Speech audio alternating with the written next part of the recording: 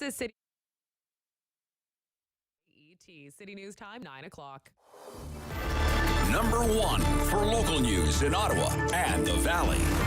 This is City News, now on 101.1 FM and 1310 AM. It's Monday, December 6th. Good morning. I'm Andrew Boyle. Right now in Ottawa, 1 degree in Smiths Falls. Here's what's making news in Ottawa and the Valley. An accumulation of snow and freezing rain made for quite the commute this morning. City News did launch the Extreme Weather Centre earlier this morning. And here's City News reporter Prushka Gobolkista with the latest. This has been the first significant snowfall of the season so far, which has forced the cancellation of many school buses in the city and the Ottawa Valley region. Now the roads are still slippery out there, and Ottawa Police says that there have been at least 15 collisions since midnight. Now with the freezing rain warning currently in effect for Ottawa, the city will continue to salt roads and walkways throughout the morning. And on what the rest of the city's winter operations will be, City Councillor Tim Tierney, who is on the Transportation Committee, will be on the Rob Snow Show at 9:15 this morning to talk more about that. From the City News Weather Centre, I'm Prushka Gobolkista. City News Time, 9:01, and now the forecast with meteorologist Jill Taylor. Freezing rain warning now in effect for Ottawa, the Valley, and Smiths Falls. We'll have this freezing rain this morning, changing to rain for the afternoon, and a gusty wind will climb to 8 degrees for the guaranteed high. Still windy tonight, mainly clear, colder, -9 for the low, but it'll feel like -15 early tomorrow. Sun and cloud Tuesday, and the high just -6. For today, our high, 8 degrees. And right now in Ottawa, on the freezing mark, in Smiths Falls, it's 1 degree. City News Time, 9:02. Officials and student associations from Montreal's École Polytechnique will lay white roses in front of a commemorative plaque outside that building this morning, honoring the memory of 14 women shot and killed 32 years ago today by a man who targeted women. 14 beams of light will be projected into the sky from Mount Royal, Montreal, tonight. Locally, thousands of purple ribbons at Ottawa City Hall to mark this day. Also, flags in the region on civic buildings are flying at half-mast. Tonight, there will be a public memorial at Minto Park in Centretown. That gets underway at 6 o'clock. The Ontario Science Advisory Table is examining the effects of this new strain of COVID. While the Delta variant is still the most dominant in the over 1,000 cases a day for the last 3 days in Ontario, Dr. Doug Manuel says they're keeping a close eye on Omicron. Our models are showing once it takes hold, if it is infectious as we're seeing in South Africa, it's going to be a month or 6 weeks before it becomes completely dominant. Now more with Dr. Manuel coming up on the Rob Snow Show. That gets underway shortly. Opposition MPs are getting ready to review the Liberals' latest package of pandemic aid. Federal Finance Minister may well find herself on the hot seat. The 12-member House of Commons Finance Committee will meet with a goal to get the aid bill closer to a final vote before the Christmas break. As part of a compromise to fast-track the legislation, the Liberals agreed to have Chrystia Freeland sit for at least 2 hours of questioning before the committee. And that gives opposition members a chance to grill her about issues facing the domestic economy and the government's pandemic response overall. Jerry Smith, The Canadian Press. City News Time, 9:03. Ottawa Police investigating a shooting death on Elmira Drive. Officers called around 3 this morning to an address. It's around the Iris and Cobden area of the city. One man is dead. Another man has been injured in gunfire. Now police asking anyone who has information about the shooting to contact their homicide unit. I'm Andrew Boyle for News Anytime. Follow up online at ottawa.citynews.ca.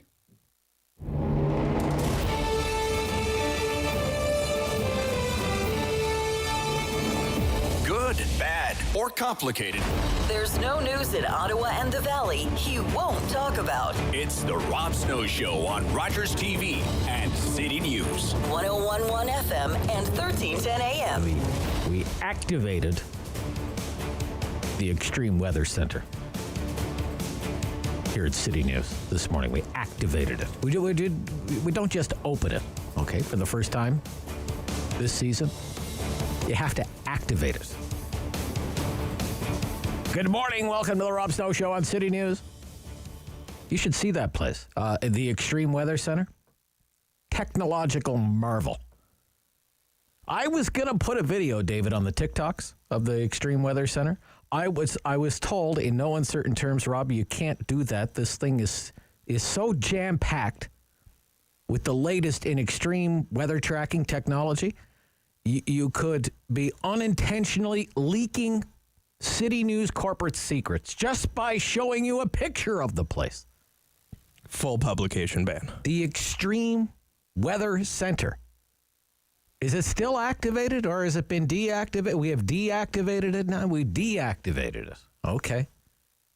You know, only two people, Andrew Boyle and the boss, Victoria, they're the only ones who can make the call whether to activate or deactivate the Extreme Weather Center because they're the only two people who have the activation codes and the deactivation codes for the Extreme Weather Center. It won't work unless both of them use the codes.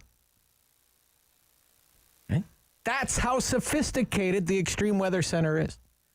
So sophisticated I can't show you any pictures of it whatsoever. The Extreme Weather Center. The Extreme Weather Center. It's only for extreme weather.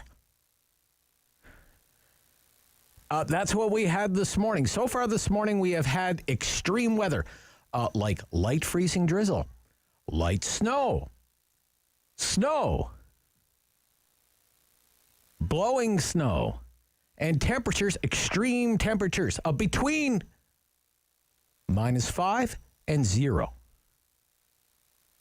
Extreme Weather Center activated. Today it's going up to +9. Extreme Weather Center, we have activated it. Yeah, up to +9 today. That's kind of extreme for December 6th. It's not a record. The record high for this day, 6th day of December in Ottawa, 16 degrees. Set back in 2001. I'd go for that right about now. David would be on a golf course. He would trespass to go golfing on the 6th day of December. Coming up, that's enough of that. Coming up on the show today. Oh, wait, we are on the storm watch. The city is throwing everything it has at its first blast of winter. And Councillor Tim Tierney is chair of the city's transportation committee, and he is on the storm watch. He is in the extreme storm center of the city of Ottawa, like a general on a war footing, marshalling the snow-clearing resources of the city.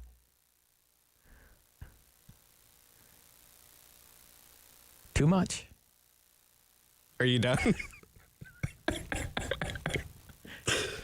Did I mention we have now deactivated? We have deactivated the extreme weather. Yes, back to normal operations now. But look, we'll ask the councillor what it takes to clean up this mess. Sometimes you hear it from time to time. It's $1 million storm. It'll be $1 million storm. What does something like this cost? We're going to get into some of the new policies for snow clearing, winter parking bans being enacted by the city. This is an interesting question, does the city use too much road salt? Some people on social media, especially around the transit stations for light rail, they are suggesting we are using too much road salt. It's very destructive, very corrosive. So if we're using too much of that stuff, what is the alternative? Is the city even looking at using an alternative? All of that is just ahead with Councillor Tim Tierney coming up in about 10 minutes from now. Also on the show, as you heard in our newscast, Dr. Doug Manuel. He's kind of become a regular Monday contributor for us here at City News. He is an epidemiologist and a senior scientist at the Ottawa Hospital, and he is a member of the province's COVID-19 Advisory Task Force. And we're going to talk about where we are right now with the pandemic, with our vaccination effort, with this new variant, Omicron. Booster shots, case counts, hospitalizations. Case counts are way up. There's no denying that. We'll get the new numbers in about an hour. I mean, compared to where they were 6 weeks ago with case counts, where they were 6 weeks ago, way up, like triple what they were 6 weeks ago. But that is not the case, mercifully. Knock on wood grain. Mercifully, That's not the case with hospitalizations, which appear to be well in hand, at least here in the Ottawa area, in the single digits now. We'll talk about modeling, what the models can tell us about the track of the Omicron variant, what is likely to happen here. Is this going to become the dominant strain in Ottawa or in Ontario or in Canada? Is that just a matter of time? And what could winter look like? It looks like winter, but you know what? It's actually a lovely autumn day. It's going up to +9 today. The first day of winter is 2 weeks from tomorrow. It's not even winter yet. The province reported more than 1,000 cases yesterday, so if Omicron is more transmissible than the Delta variant, are we headed on a course that could see, say, the federal government or provincial government or municipal government have no choice but to impose health restrictions again? Business closings, gathering limits, capacity limits, travel restrictions already in effect. Where is all of this going, in other words? So all of that after the 9:30 news this morning, Dr. Doug Manuel. Also this morning, Barry McLoughlin from TransformLeaders.ca. I ask him about his thoughts on the government's latest crisis response. He's an expert in crisis communications. Given the Omicron variant, it's been news for a little more than a week now. The Conservatives, Brian Lilly in The Sun this morning argues the Conservatives have their mojo back. It was a rough go for Erin O'Toole and the Conservative Party, but they have common cause now. Thine enemy is Trudeau. But just as Lilly's arguing that in The Sun, you have this story by Bob Fife in the Globe and Mail, a Conservative member of Parliament in trouble with the leader of the Conservative Party, Erin O'Toole. The MP is Shannon Stubbs, accused, get a load of this, accused of pressuring her employees to paint her house. Now that sounds like something a liberal senator would do. Senator Levine comes to mind. Senator Clearcut, they used to call him. Remember, he had his staff clear-cutting his Wakefield property using chainsaws and stuff up there. Yeah, but not the sort of thing I would have expected to read about a Conservative member of Parliament, but it is in the Globe and Mail this morning from Bob Fife. The MP, Shannon Stubbs, says it's nothing but retribution from the leader, Mr. O'Toole, because she is, quote, this is in the paper this morning, quote, one of the dissidents in the Conservative caucus, calling for an early review of Mr. O'Toole's leadership. As the world turns. Also, Geoffrey Johnston from the Kingston Whig-Standard after the 11 o'clock news. David Sali from the Ottawa Business Journal. Money Mondays. Peter Fraser back with us. Cardinal Planning, Manulife Securities. Crypto. If David looks a little bit depressed because Bitcoin is at $48,000 and he bought every last dollar of his fortune in at like 65 grand. It's going to be a lean Christmas. Lean Christmas this year. Oh, honey, thank you. I've always wanted a box of Kraft dinner for Christmas. In the middle of it all, there's you during the talkback hour. Your phone calls at 750-1310. Your opinions at 750-1310. Hot topic for the day. Going to talk about Omicron, vaccines, boosters, what it means to be fully vaccinated. I have a feeling, just kind of spitballing here, just have a feeling it's going to mean 3 shots. Eventually, it's going to mean 3 shots. But I'm going to ask Dr. Manuel about that as well this morning. Maybe eventually it means a 4th shot or an annual shot, like your annual COVID shot. What I want to get at this morning is this. I think many, many months ago, thinking back to the spring and the summer, the vaccination program it was in full swing, and a lot of people thought, hey, I've had my 2 doses. I've done my civic duty. I have protected myself and my loved ones, and I am now fully vaccinated. I have had my 2 doses of vaccine, and thank goodness for that. And this is all going to be over soon. It'll just be a mopping up effort by Christmas. And look at where we are. Now it's 3rd doses. Maybe another dose next year because of Omicron. Maybe it becomes an annual thing. I don't know. My question is this. Is any of this testing your faith in vaccines? Is any of this, is it shaking your confidence at all in the usefulness of vaccines? Or do you still feel, as I do, let me be clear about that, as I do, that getting vaccinated remains, to this day, the best way to protect yourself from COVID-19, to protect yourself from ending up in the hospital because of COVID-19, seriously ill, maybe even on a ventilator? That's our hot topic this morning. It usually is. Join the discussion at 10 o'clock.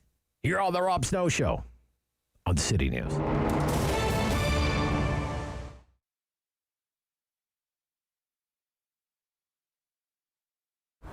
It's such a beautiful field because it's all natural. I'm able to talk to a lot of people who are going through different journeys of health where they really don't know where to start, where to begin.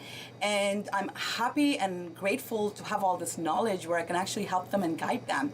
So, of course, medications have a great place in our system, but even so do natural therapies, which have been around for centuries and centuries. Like, old time, ancient times, everything, herbs grew, everything was done with nature, all healing was done with nature. So I'm totally in love with all the elements with nature. In our beautiful village of Manotick, the Manotick Natural Market, you can find tremendous different things. So we have herbs, we have vitamins, we have natural body care, we do infrared sauna therapy, nutrition counseling, acupuncture, Bowen therapy, energy healing. So we're like a wellness hub along with being a full health food store.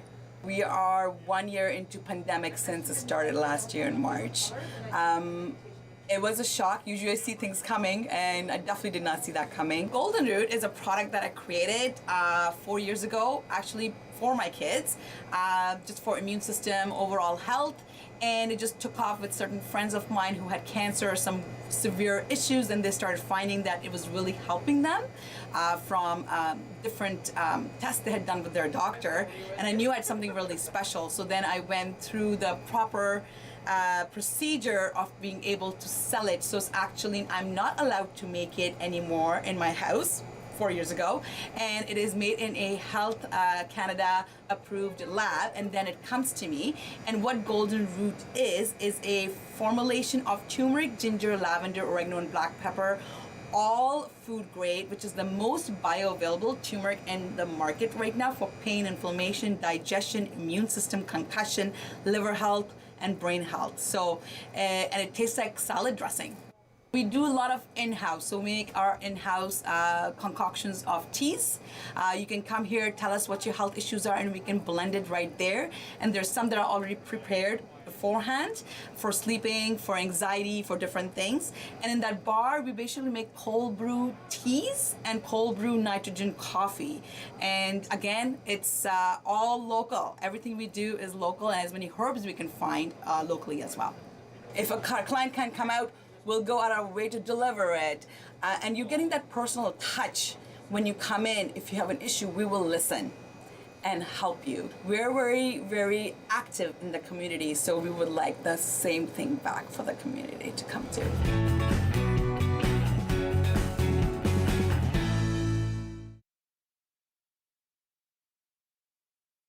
Strong voice. Strong opinions. Rob Snow Show returns on Rogers TV and City News. 101.1 FM and 1310 AM. All right, let's talk about snow clearing with the chair of the Transportation Committee, the City Councillor for Beacon Hill-Cyrville Ward, Councillor Tim Tierney. Good morning.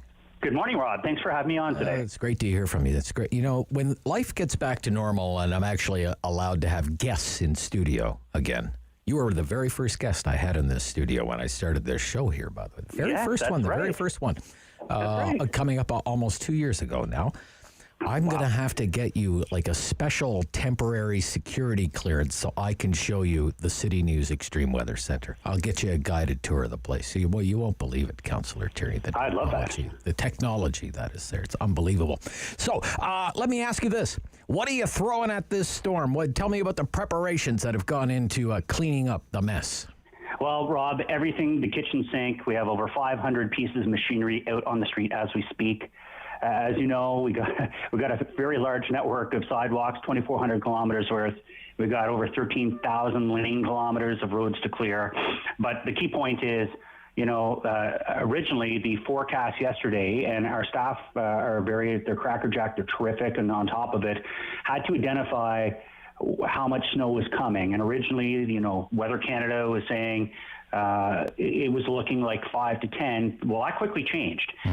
We knew it would be closer to 15, and why we had to enact a parking ban starting at 10 a.m. today, going to 7 p.m. tonight, because, of course, with all the ice rain, you only really get one kick at the can, Rob, to clear the roads the right way, especially with the temperatures going to be going up so high. We anticipate flooding. So they're going full bore. They want to make sure that they clear out those storm drains as best they can, get the water off the street. Otherwise, if it freezes back up as is expected to tonight, it's going to be rutting. And trust me, 11 years as a councillor now, no one likes running. So the sooner they can get out and get that done, the better. Okay. What can the residents do to make the process go easier, go smoother for the city workers? I really appreciate that, Rob. And, a couple of things. It's garbage day here in Beacon Hill-Cyrville. We've asked people, please, if you don't want your garbage all crushed up in the berm at the end of your laneway, you can set it back within your laneway. Our wonderful waste people will pull it right out of your laneway so you don't have to worry about it getting bowled over. Another good thing, if you have a chance, I get out there with a hockey stick on occasion, punch some holes in the old storm drain. That helps reduce the amount of water that will be pooling, because we anticipate it's going to start raining pretty heavy, 15 millimeters worth of rain coming our way in the next few hours, and that's a lot of rain in a short period of time. So if residents can assist on that, that'd be terrific. And also, again, patience. I think that's the critical part. Is we have all these machines out there. We want to clean curb to curb before later this evening before it freezes back up. So you may notice some traffic congestion with our vehicles doing heavy plowing. We don't typically put as many vehicles out at one shot, but this is a big number because we want to get this done right the first time. Okay. I used to hear this term, it's $1 million storm, and it costs $1 million to clean up after this winter storm. What kind of estimate can you put on a cleanup effort like this? Yeah, that's a good question, Rob. So yeah, we actually did increase our budgets a couple of years ago because we always kept going into the red all the time. Yeah. And let's face it, in the city of Ottawa, snow should be a front burner priority, like potholes and roads and all those great things. So we increased the budget to, I believe it's about $82 million. So we've never actually gone into the red for a few years now. We've done a really good job at forecasting now. This would be technically within this last year, so it's we're still in the black. We haven't gone into the red, which is good news. But you typically you're looking at, it could be $3 to $4 million for these kind of cleanups. It's not cheap. We require to get out there, and we're using some new technologies this year. Two really cool things I think you'll appreciate is, one, they're doing what they call a reverse beat. So, if you ever know, some people go, why am I getting more snow on my side? Well, every second storm, they're going to plow in a reverse beat order to share the wealth, I guess you can say. And part two is now we're introducing grit. So it's kind of like this salt, fine, I want to call it gravelly rock, but it's very fine. And they're going to start using that on sidewalks and roadways, which is not only better for the environment, but it gives more traction. Okay, I wanted to ask you about that. It's on my list of things that I wanted to ask you. I saw on social media pictures going around. It primarily had to do with the usage of salt at transit stations. I know that's not your thing, your transportation. Transit's kind of a different thing. But David was also mentioning that he thought that the city uses too much salt. Salt's very, environmentally damaging, very corrosive, bad for the infrastructure of the city. You and I have talked about this in the past. Alternatives. There are things like a beet juice brine, for example, right? Yeah. No, seriously. Like some municipalities have tried it. I think we may have even ran a small pilot project here in Ottawa. I can't recall, but we did back in 2012. That's correct. Right. Are we looking at that? Alternatives to salt or ways to reduce the use of salt in the city, Councillor? Well, you'd be shocked, actually. It's so funny. It's almost like I've asked you to ask me these questions. No. So the way the grit works is a really, really key component. You're quite right. We want to start breaking away from the amount of salt. The other thing is the technology in these new plows is unbelievable. The way they're able to mix what they call with brine, so it's kind of like a non-freezing water along with salt, to be able to spread less amounts of salt, but it actually has more impact based on how it sprays. So there's those are two really good technologies there. The other one, you may remember a couple of years ago, I got the pilot in my neighborhood. It almost looks like I want to call it a meat cleaver that goes on the front of some of our sidewalk plows. And it has little picks at the end of it, which puts little holes in the ice. So when we do have to use salt or grit, it goes into those holes and melts the ice way quicker, gives better traction on the sidewalks, and again, reduces the amount of salt that we have to use. Okay. Potholes. I do want to talk about potholes. As you mentioned, it's been cold recently, like a lot colder than the seasonal average. And today it's going up to +9. And then tonight it's going down to -10. So like from +9 to -10, that's like a recipe for potholes. What's the city doing about the city's pothole problem? As I understand it, it's in the budget. Some people aren't happy that we're spending as much money on road maintenance as we are, but we are. So what are we doing about potholes? Freeze-thaw is a killer for potholes, It absolutely is, Rob. And again, there's a couple of things. First of all, we're getting into that season where the asphalt plants are closed now. So, of course, we have to use what they call cold mix, which isn't, the real fix that you want. Right. But in our climate, that's what we're stuck with. So they'll be out cold patching wherever they notice any holes. You can report that on Ottawa.ca to any potholes that you see. And then, of course, when the season starts to warm back up, when we come out of our hibernation in about 4 or 5 months, the asphalt boxes will be out there and they'll be going crazy. We had a lot of success last year patching potholes. We had the Python 5000s out on the street as well. That's Python 5000. I love it.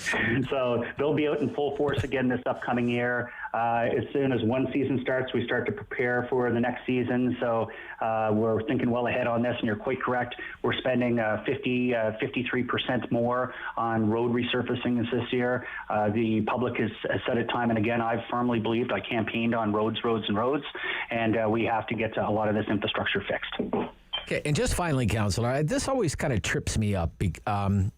With the city budget for snow removal, it goes by the city budget year, right? Not by the season or whatever, right? That's correct. So that's why it kind of trips me up. Like we're into a kind of a new winter season, but we're still using last year's budget kind of thing, right? Yeah, we're still under budget. So we're still under budget. In this situation, it works out quite well, but you're quite correct. If we were to get pounded several times in the month of December, it could impact the current budget that's just going by. So it's always a challenge. Mother Nature plays roulette with this on occasion. But we've done a much better job, I'd say, the last 2 years specifically on all things winter related. Yeah. The winter parking ban, you're giving residents more notice now, is that right? Thanks for mentioning that, yeah. Rob. Yes, when they tried that out last year, it wasn't friendly for many councillors. We have a really robust campaign to make sure people know well in advance. Now councillors are on board. Like last night, I was blasting out emails at 3:00 when we found out there would be a ban, informing my, the over 3,500 email addresses, my thing, all my social media. All councillors have now jumped on board to realize you have to get the message out. And it's not like before, like you say, last time I think they were calling it hours before. Well, that doesn't help anybody. That's why they decided to go with 10 a.m. today versus what typically would be a 7 a.m. just to make sure people like yourselves and the media have the opportunity to speak to people and let them know. I think those are some improvements that have been made along the way too. So, now, in previous years, in the core, for example, where there are some of the city parking garages, it's been free to use those when there's a parking ban in effect. Is that still a policy for the city, or? Absolutely is, Rob. And as a matter of fact, I always invite listeners to sign up for our alerts. It will not only tell you where all those locations are, but you will receive emails or text messages warning you that this has happened. I always get my constituents to please sign up to that. Not that I would forget them, but it gives that extra security because nobody wants to get a parking ticket. I'll tell you, it's the worst phone call I get, Rob, when people contact me and I say, sorry, unfortunately, politicians aren't allowed to get involved in parking tickets. The best I can do is try to keep you informed. Thank you, Councillor Tierney, and thanks to all our city workers out there clearing that mess up out there today. Much appreciated.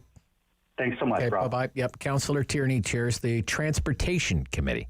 9:30, Dr. Doug Manuel on Omicron after the news on City News.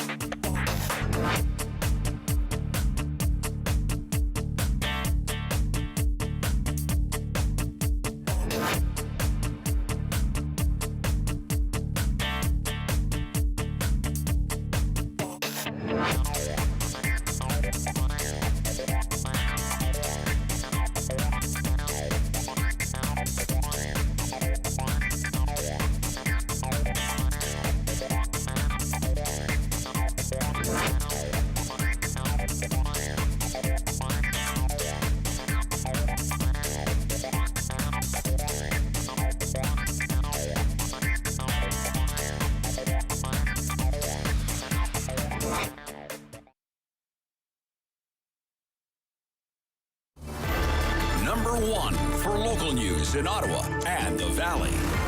This is City News, now on 101.1 FM and 1310 AM. It's Monday, December 6th. Good morning. I'm Andrew Boyle. Right now in Ottawa, 0, Smiths Falls, 3 degrees, and here's what's making news this hour. Ottawa police investigating a homicide on Elmira Drive. This happened about 3 o'clock this morning. Police called to the 2200 block of that drive for the shooting. Now, one man is dead, another wounded. Homicide unit is asking anyone who has any information to contact them. The Ontario Science Table says it's likely going to be 4 to 6 weeks before we find out if this new strain of COVID-19 is going to dominate the number of cases. Right now, the Delta variant continues to be the one seen in most cases in Ontario, and those cases number over 1,000 now for 3 straight days. We'll have more on what the Science Table has to say with Dr. Doug Manuel coming up very shortly on The Rob Snow Show. A bill is expected to be introduced in Parliament today that would repeal mandatory minimum penalties for drug offences, potentially keeping lower-risk and first-time offenders out of prison. A previous bill to amend the criminal code and federal drug laws didn't pass before the federal election was called in August.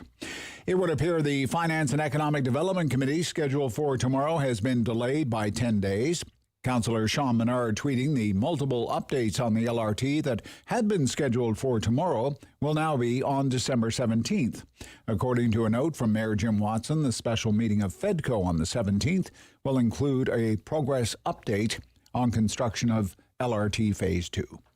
City News Time at 9:34. I'm Andrew Boyle for News Anytime. Follow up online at ottawa.citynews.ca. The world is changing. So keep up with Rob. The Rob Snow Show returns on Rogers TV and City News, 101.1 FM and 1310 AM. All right, let's talk about COVID-19 case counts, the Omicron variant, booster shots. Dr. Doug Manuel is back with us this morning on City News, epidemiologist, senior scientist, Ottawa Hospital, member of Ontario's COVID-19 Science Advisory Table. Good morning. Good morning. So Omicron has been in the news for a little more than a week now. About a week ago on Friday, it first hit the news. In your opinion, what do we know, say, this Monday morning that we didn't know last Monday morning?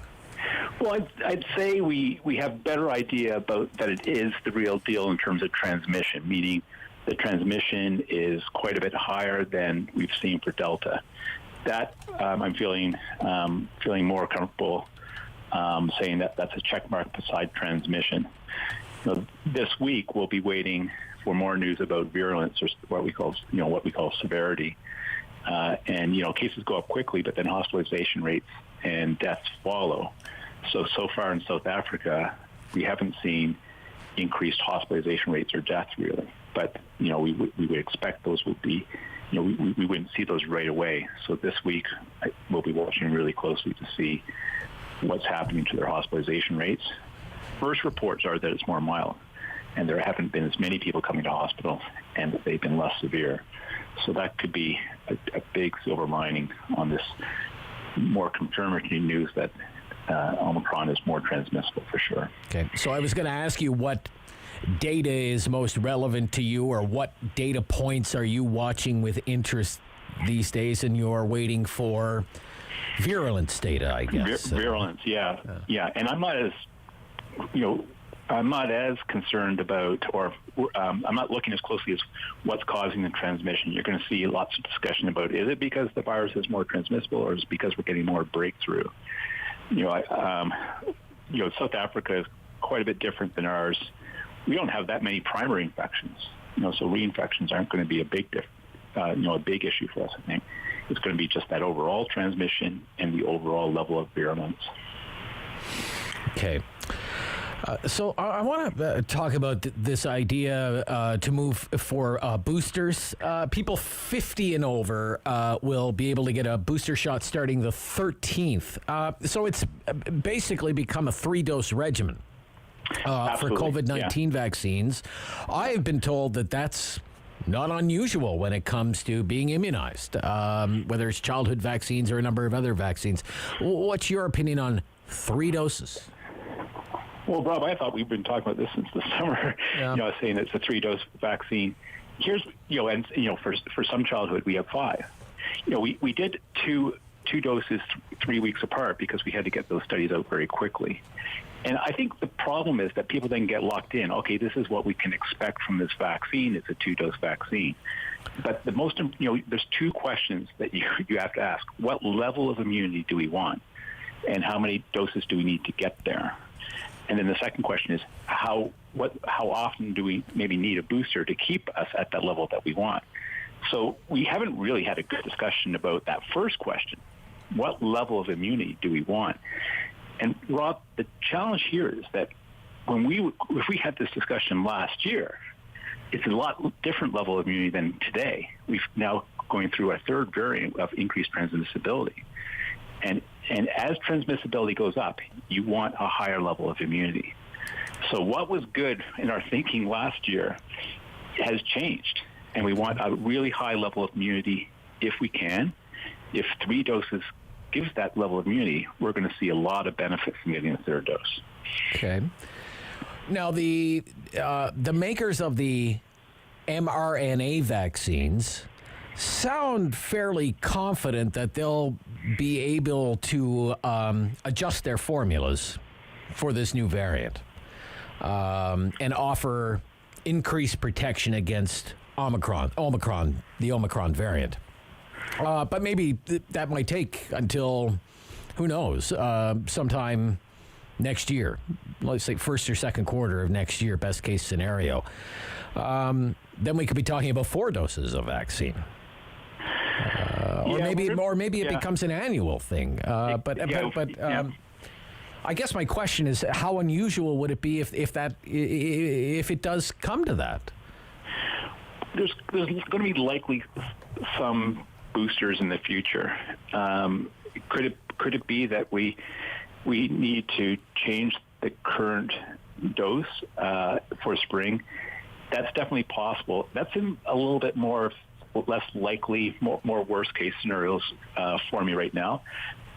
We in South Africa again, the people that have been going into hospital are the ones that are unvaccinated. So it's still early, to see how much breakout there's going to be. But there's 2 types of breakout that we can worry about: breakout of infection and breakout of severity and hospitalization, and that's less likely.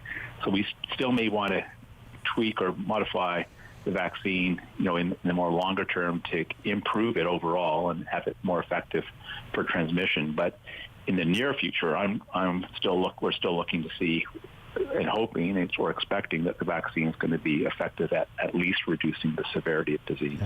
When you look right now, and Delta is still the dominant strain in Ontario, right, Doctor? Yeah.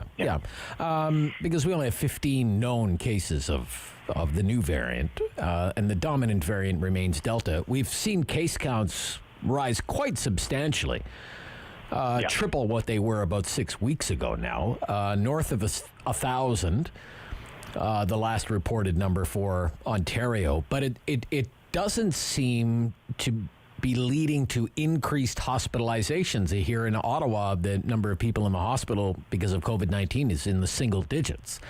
Are you encouraged by that? How encouraged are you by that? Very encouraged. We started to see cases go up in our older people a few weeks ago, about a month ago, and they started to come down again.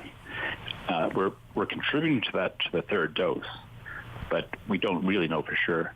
At the same time, we've seen a really rapid increase across Ontario in the number of cases for kids less than 10 and less than 20. So that's really becoming more of the picture that we're seeing today. The cases are starting to be really driven by the younger ones. We've talked about that all fall, but actually cases went up across all ages earlier in the fall, and now they're really starting to pick up for the younger folks. So that's good news, if we're controlling the severe infections in our older folks for sure. That's a good reason to drop the vaccine 3rd doses down to 50. It's going to get lower, Rob. We're going to be doing, be prepared. We'll be doing 3rd doses from our folks. Okay. Do you anticipate how likely is it that this new strain could eventually become the dominant strain? Or is that unknown right now? No. I think at this point we can say that it's going to happen for sure.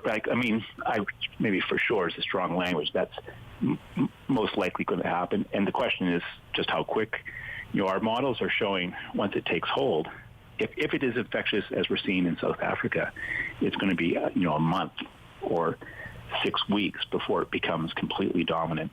Where for Alpha last year, it was coming in around Christmas, and by March, the models were very accurate in last year for about a 3-month period where it would become dominant. But for Omicron, it will be much less than that. So that's the challenge. We have a very narrow window right now to make some serious decisions. People are starting to get out more, shopping and having parties. And will that kick off what we saw last year with the rise in cases? And then with that rise in cases, we lose our ability to do contact tracing. And that's already happening in a lot of parts of Ontario where the cases are higher. And then Omicron sits in and will come through very quickly. If that's associated with hospitalizations, again, that critical question about severity, then we have some major headwaters ahead of us. And the challenge is, we need to make these, we can't make decisions soon enough. If it is more severe, we would need to start planning ahead of that. Planning more restrictions potentially. So new health measures, new restrictions. The vaccine passport system is set to expire on January 17th, for example. Do you think that might be premature? Oh, for sure. I think, everyone I talk to is starting to question their Christmas plans and travel. And I think that's good to question. And whether we're going to need some guidance from public health, right, sooner than later. So that because we need to start making the guidance soon if we're going to go that route. Because a lot of the increased activity happens in the weeks leading up to Christmas. And we're already getting to that. We're already getting higher. Okay, I want to ask you one more final question. I'm sure you must get this all the time. Why are people who are, and I'm using air quotes here, fully vaccinated, why are people who are fully vaccinated being diagnosed with COVID-19, testing positive for COVID-19? Is it because we have to change our thinking around what it means to be fully vaccinated? Yeah, that goes back to that first part. Like, what level of immunity do we want? 80% immunity is great, but not when you have something that's really transmissible. I've talked about how we're all going to be exposed to COVID sooner or later. And I've said it's not this year, next year, if not next year, the year after. But with Omicron, it's going to be sooner, much sooner. Okay, Dr. Doug Manuel, always so great to have you and your expertise on our program. Thank you so much. My pleasure.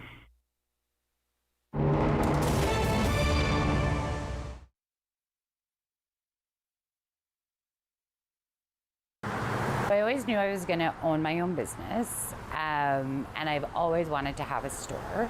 And I sort of figured when the right concept came together at the right time, I would move forward with that plan.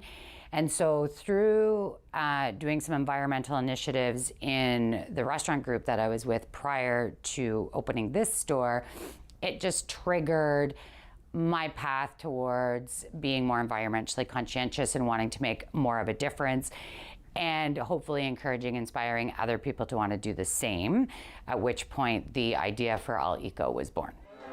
I have some really fun products. I have a really wide spectrum of products. So the things we look for in terms of qualifying products are sustainably made, upcycled, recycled, zero waste, all natural, no harmful chemicals to the environment or to our bodies. We have fun stuff, so really clean burning candles, lots of really natural body care and skin care. I put a real emphasis on Canadian products. I really try to support up and comers, and I always source Canada first. The refill bar is really important to me. It's really huge. I think that's been exciting as well, because I thought it was going to be a real process in convincing people that this is a better way to go. And actually it was just right away there was a built-in affinity towards doing refill, which has been great. We closed, I think, probably we were closed down by before the second week of March. Just didn't feel we could comfortably or confidently stay open, even though I do sell essential products, in terms of the cleaning. But we just didn't feel we could make a safe space for ourselves or our customers at that time, and especially with the information we had at the time. So we did close our doors, at which point I did not have a website, because that was I hadn't even scheduled myself to have a website at that point. So that was sort of full speed moving towards that and trying to drive the business, at the same time still get myself on the map, because I was so new. So during that time, as we were building the website, we were still doing a lot of video shopping and private shopping, online shopping, online phone, text. Any way I could do business, I was doing it. And there was really a nice show of support for my business during that time, which was really, really encouraging. And now, we are fully set up online too.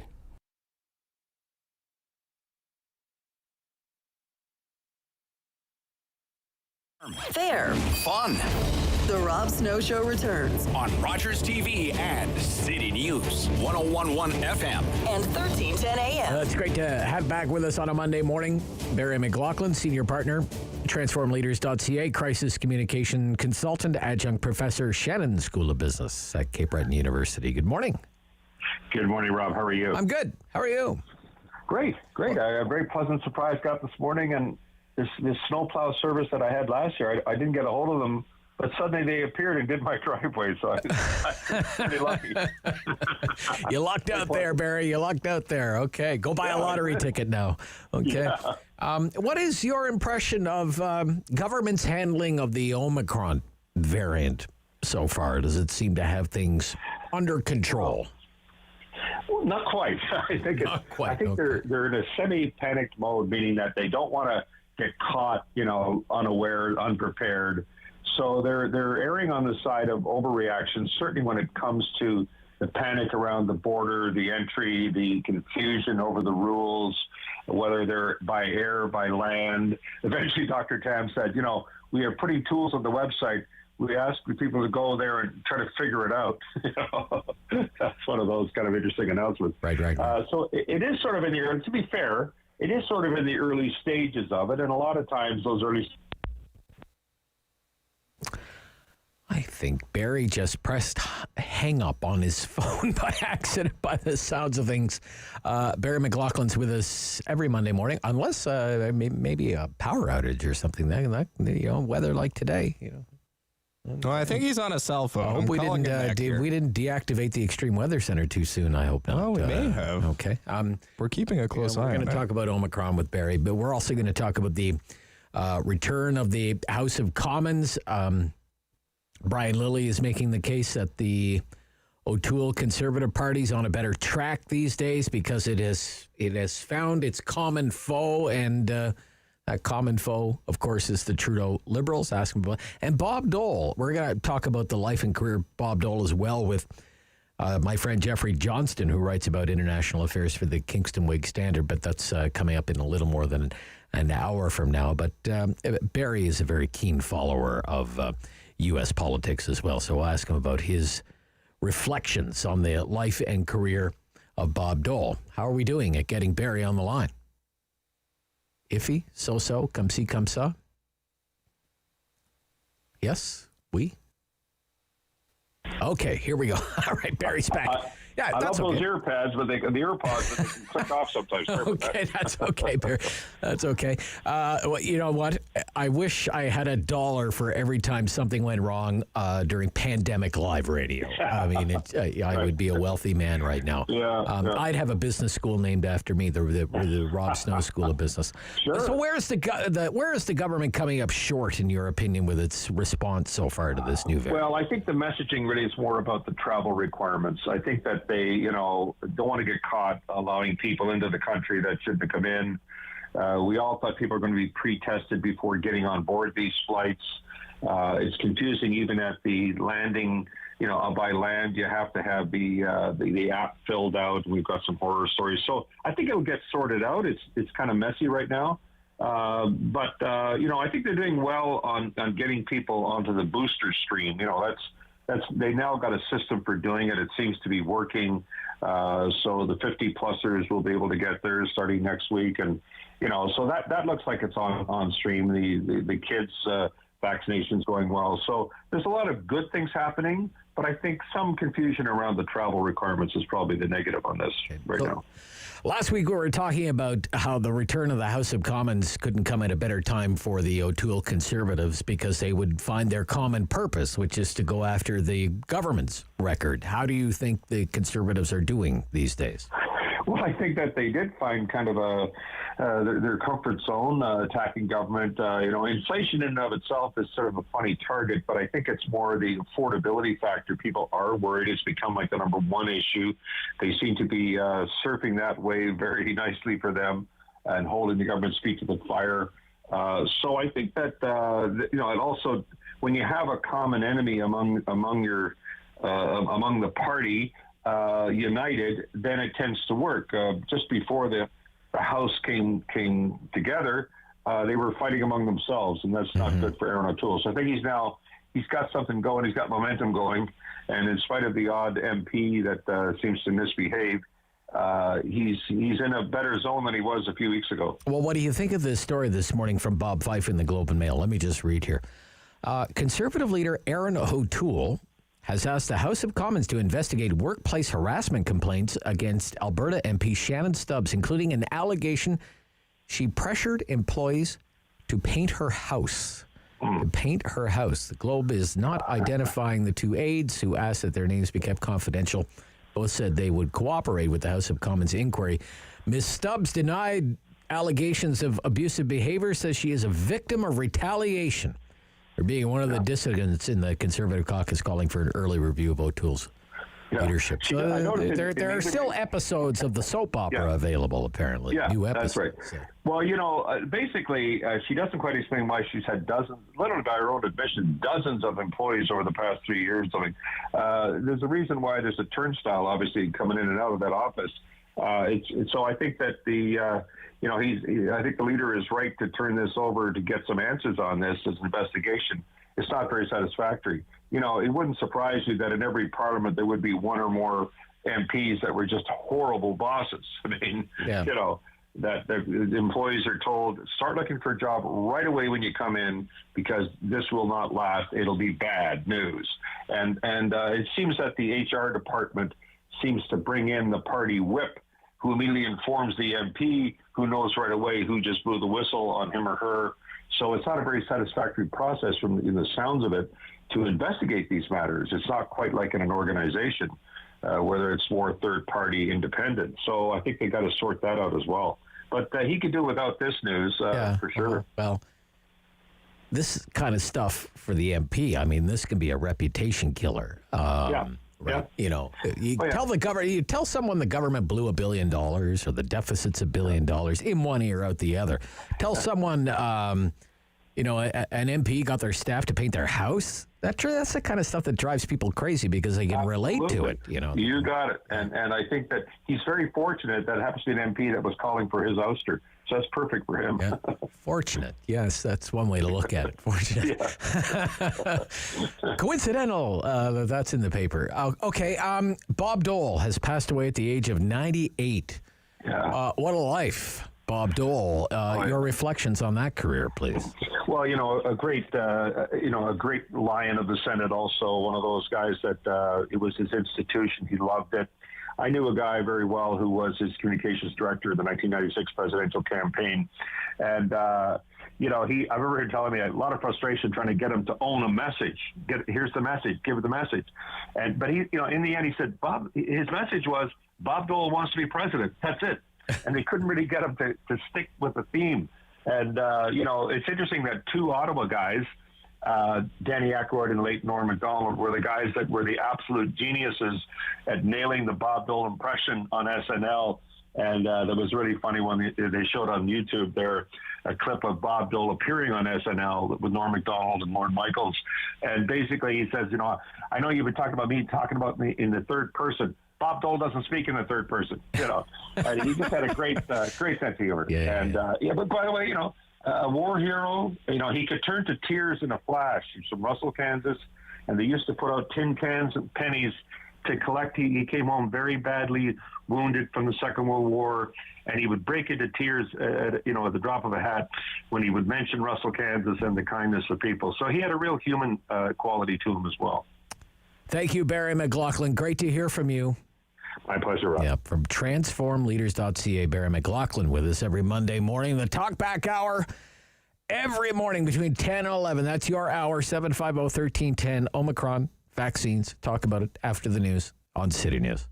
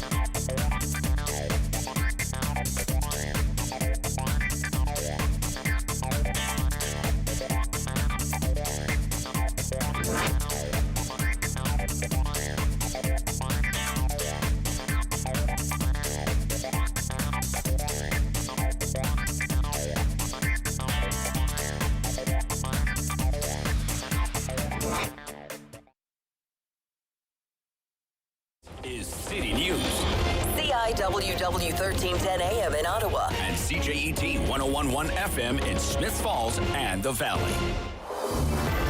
Number 1 for local news in Ottawa and the Valley.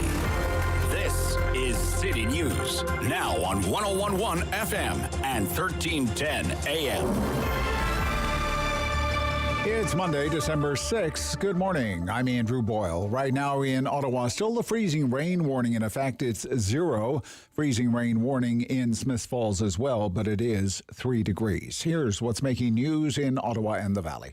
Ontario Science Table feels it could be 4 to 6 weeks before we see whether the Omicron variant of COVID is going to become the dominant strain.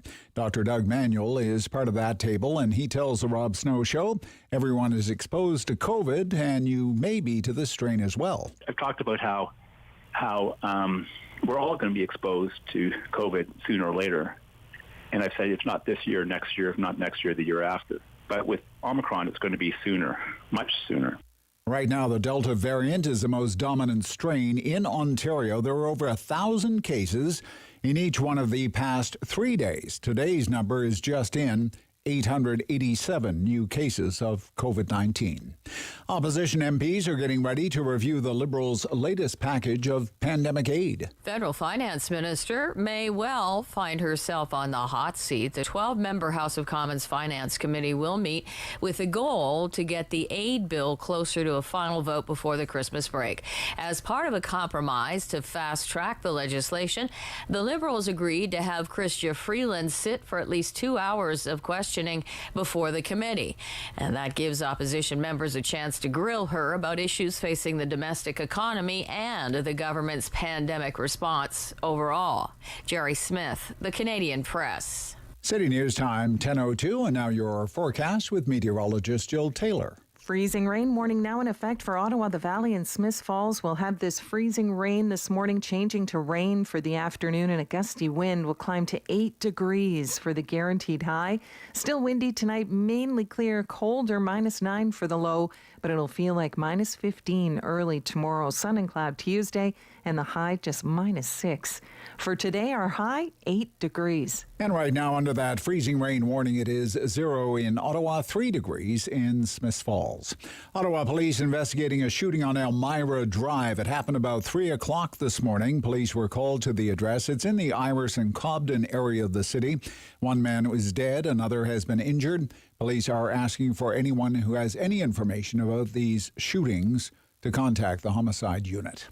Indonesian rescuers have retrieved more bodies buried under volcanic debris. A volcano in East Java erupted. James Longman says at least 22 people have been killed.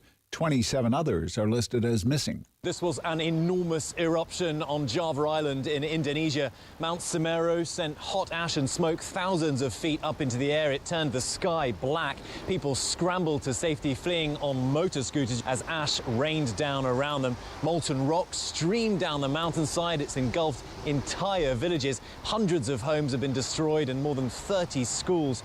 Now, officials say 56 people have been hospitalized, most of them suffering from burns. I'm Andrew Boyle for News Anytime. Follow up online at ottawa.citynews.ca. It's time to talk back on the Rob Snow Show. Have your say and call now. 613-750-1310. COVID-19, Omicron, vaccines. Is the news about the Omicron variant, news about booster shots, third doses, testing your faith in vaccines? Is your confidence shaken it at all in vaccination? Or do you still feel, as I do, I want to be clear about that getting vaccinated is still the best way to protect yourself from ending up in the hospital or ending up seriously ill, ending up on a ventilator because of COVID-19.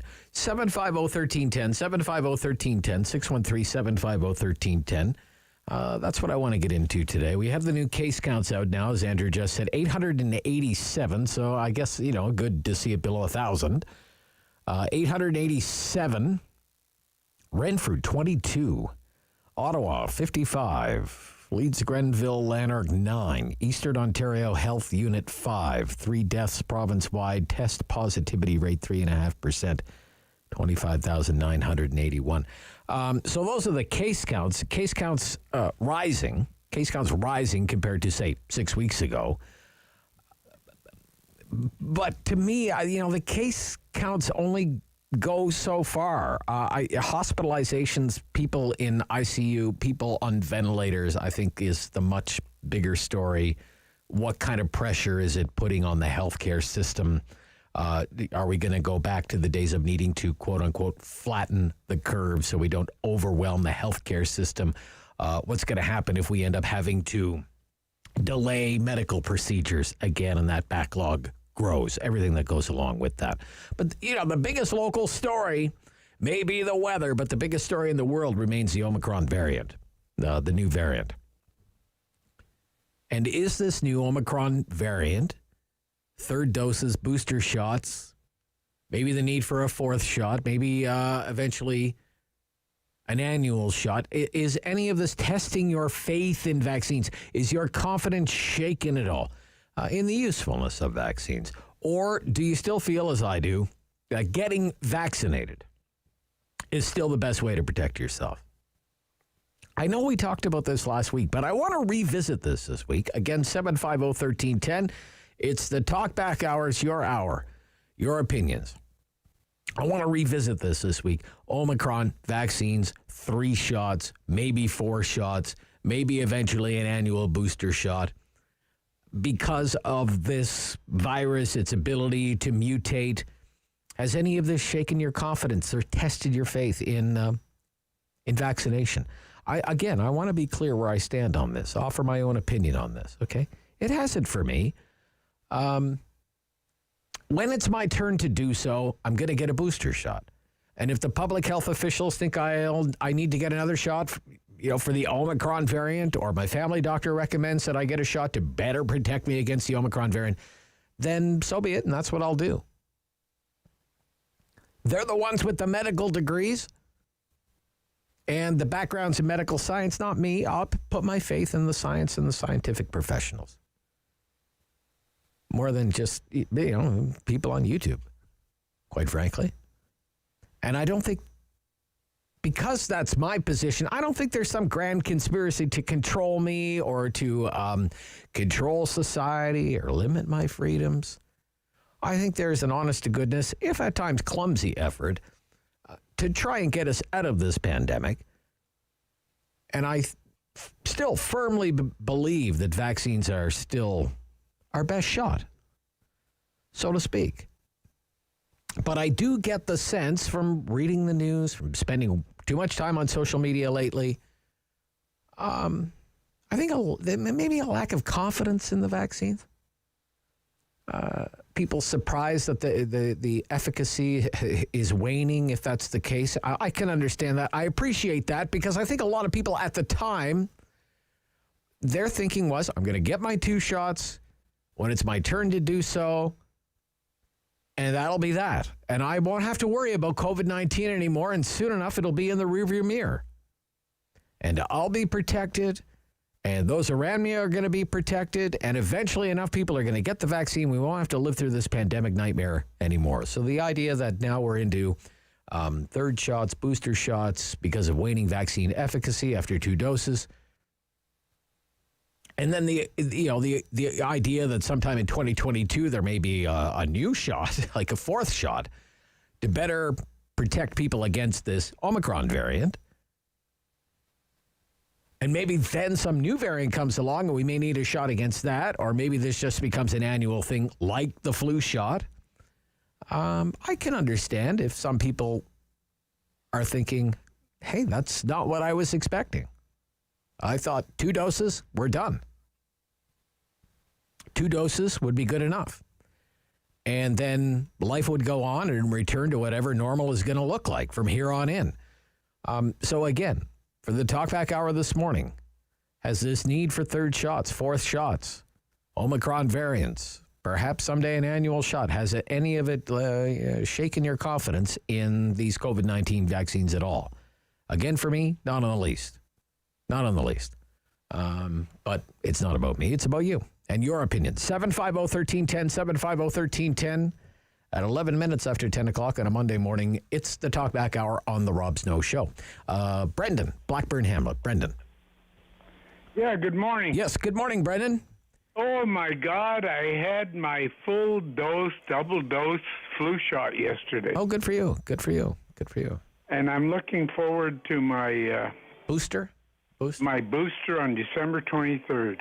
That's my Christmas gift. To yourself. You're getting... To Brendan from Santa, a booster shot. Yeah. I agree with everything you say. Okay. We don't know what's coming down the line. Right.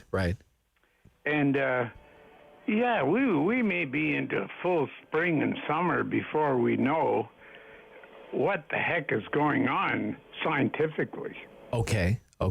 I mean, still, I guess you could argue still kind of early days. It's been a long time for a lot of people who've been living this on a day-to-day basis, but it really hasn't been 2 years yet, I guess, Brendan, right? We started getting the first news stories around Christmas time about this virus in Wuhan, right, Brendan? So, well, we don't know. We really scientifically do not know. Yeah. So, but I guess my question is, a lot of people thought 2 doses and that'll be it, and it'll be over. But now it's 3rd doses, and maybe in the new year another dose, or maybe it becomes an annual thing. Has any of this changed how you look at vaccination, for example? Not personally. Not personally. Me either. I'm over 80 years old, and I stay put. I do not go out and expose myself. Yeah. You still think getting vaccinated is worth it, though? Oh, right? Yes, absolutely. Yes. Okay, Brendan, thank you for your call. It's great. Yeah, great to hear from you this morning. Phil in Ottawa. Phil, you're on City News. Good morning, Phil. How are you? Good. Phil, need you to speak up a little bit there, buddy. I apologize. Yeah, that sounds good. That sounds better. Yeah, go ahead. I don't know what the word you guys are using, but my view on it is changing every day, and it's changing for the latter. Okay. I'm asking questions like, I heard on the news the other day that somebody was comparing this that we should really examine this and look at it like the common cold, not for the severity of it, like for the people dying and stuff, but like for the way it's playing out. Okay. And really, I'm thinking in my head, like the common cold goes away at the end of the winter, right? Like it sort of, if we would have let this play out, like some people say, well, why don't we just let it play out and see what happens? I know there would have been deaths and God forbid. But would we be still chasing this with like for 2 years now, or would this have been gone and it would have been a SARS memory and it would have been okay? Now we're into the South China variant, and then we would ask questions on why is this bugs mutating at such a rate that it's keeping up to the vaccines and moving around and avoiding being eliminated or whatever from the general population. Why is it that we can't stop this? And why don't we just start admitting that? Well, I mean, we do see this with diseases that have been declared eradicated when vaccination rates drop off with, say, newer generations. What do we see happen? We see cases again reemerge, for example, right? We've seen this happen before. I think that's going to happen for sure, but I don't think it's going to be in the same scenario as with this played out. Yeah. This was a little like a different scenario. We've got vaccinated for polio and smallpox, and we sort of eradicated in North America, whatever. And it's in Africa it's still going. Well, yeah, that's because we really have an issue of logistics and getting that vaccine down to those people. Sure. Yeah. We didn't close down all of Africa for AIDS. We didn't close down all of No, we didn't. No. And look, the time will come, or the time has probably been underway for some time already. There's going to be a time when we take a look at whether that was the right thing to do or whether that was actually more damaging, those lockdowns. Okay. That's a conversation for another day, Phil. What I want to get at is a lot of people, I think, are wondering, I thought I'd be done with 2 doses. I really did. Couldn't wait to get the second dose. I was so happy that it was over. But now it's going to be a third dose. And now they're talking about having a fourth dose for Omicron. And maybe lots of talk about it becoming an annual thing. Now, if that's what it takes, that's what it takes. I'm willing to do it. What about you? What about you? I don't want to chase an evil that I don't know, right? Like, okay, I don't want to go after weapons of mass destruction because I don't know. I don't know now. I know that it was all a lie, and it's sort of propagating on those lines too. It's sort of telling us that if you don't do this, you're not a good citizen of the state. You're not working for the betterment of the children and the adults and the seniors. Well, really, if we look at who was taking care of the seniors in those retirement homes, God help us if they're the ones in charge. God help us if they're the ones in charge of the children. And they are the ones in charge of the children. They're playing it out in front of us again. And I'm not saying that the vaccine's not right for the children. That's your decision to make. But I'm looking at history and what happened in protocol and the way they ran it. Now you could say, and they will say it. It'll play out. You're wandering a little off track there, Phil, and going down some avenues I don't want to get into right now. I have it's a pretty straightforward question, okay? Do you still have confidence that vaccination is our best way out of this? That's what it boils down to. Now, I do. I think it's very important. It may be as important as ever to get vaccinated. But I feel that confidence may be shaken for some people because they're hearing about booster shots and fourth shots and maybe annual shots. So that's what I want to stick to this morning. I want to keep things focused. Don't want to go down off in too many directions here. 10:17, Talk Back Hour, Rob Snow Show, City News.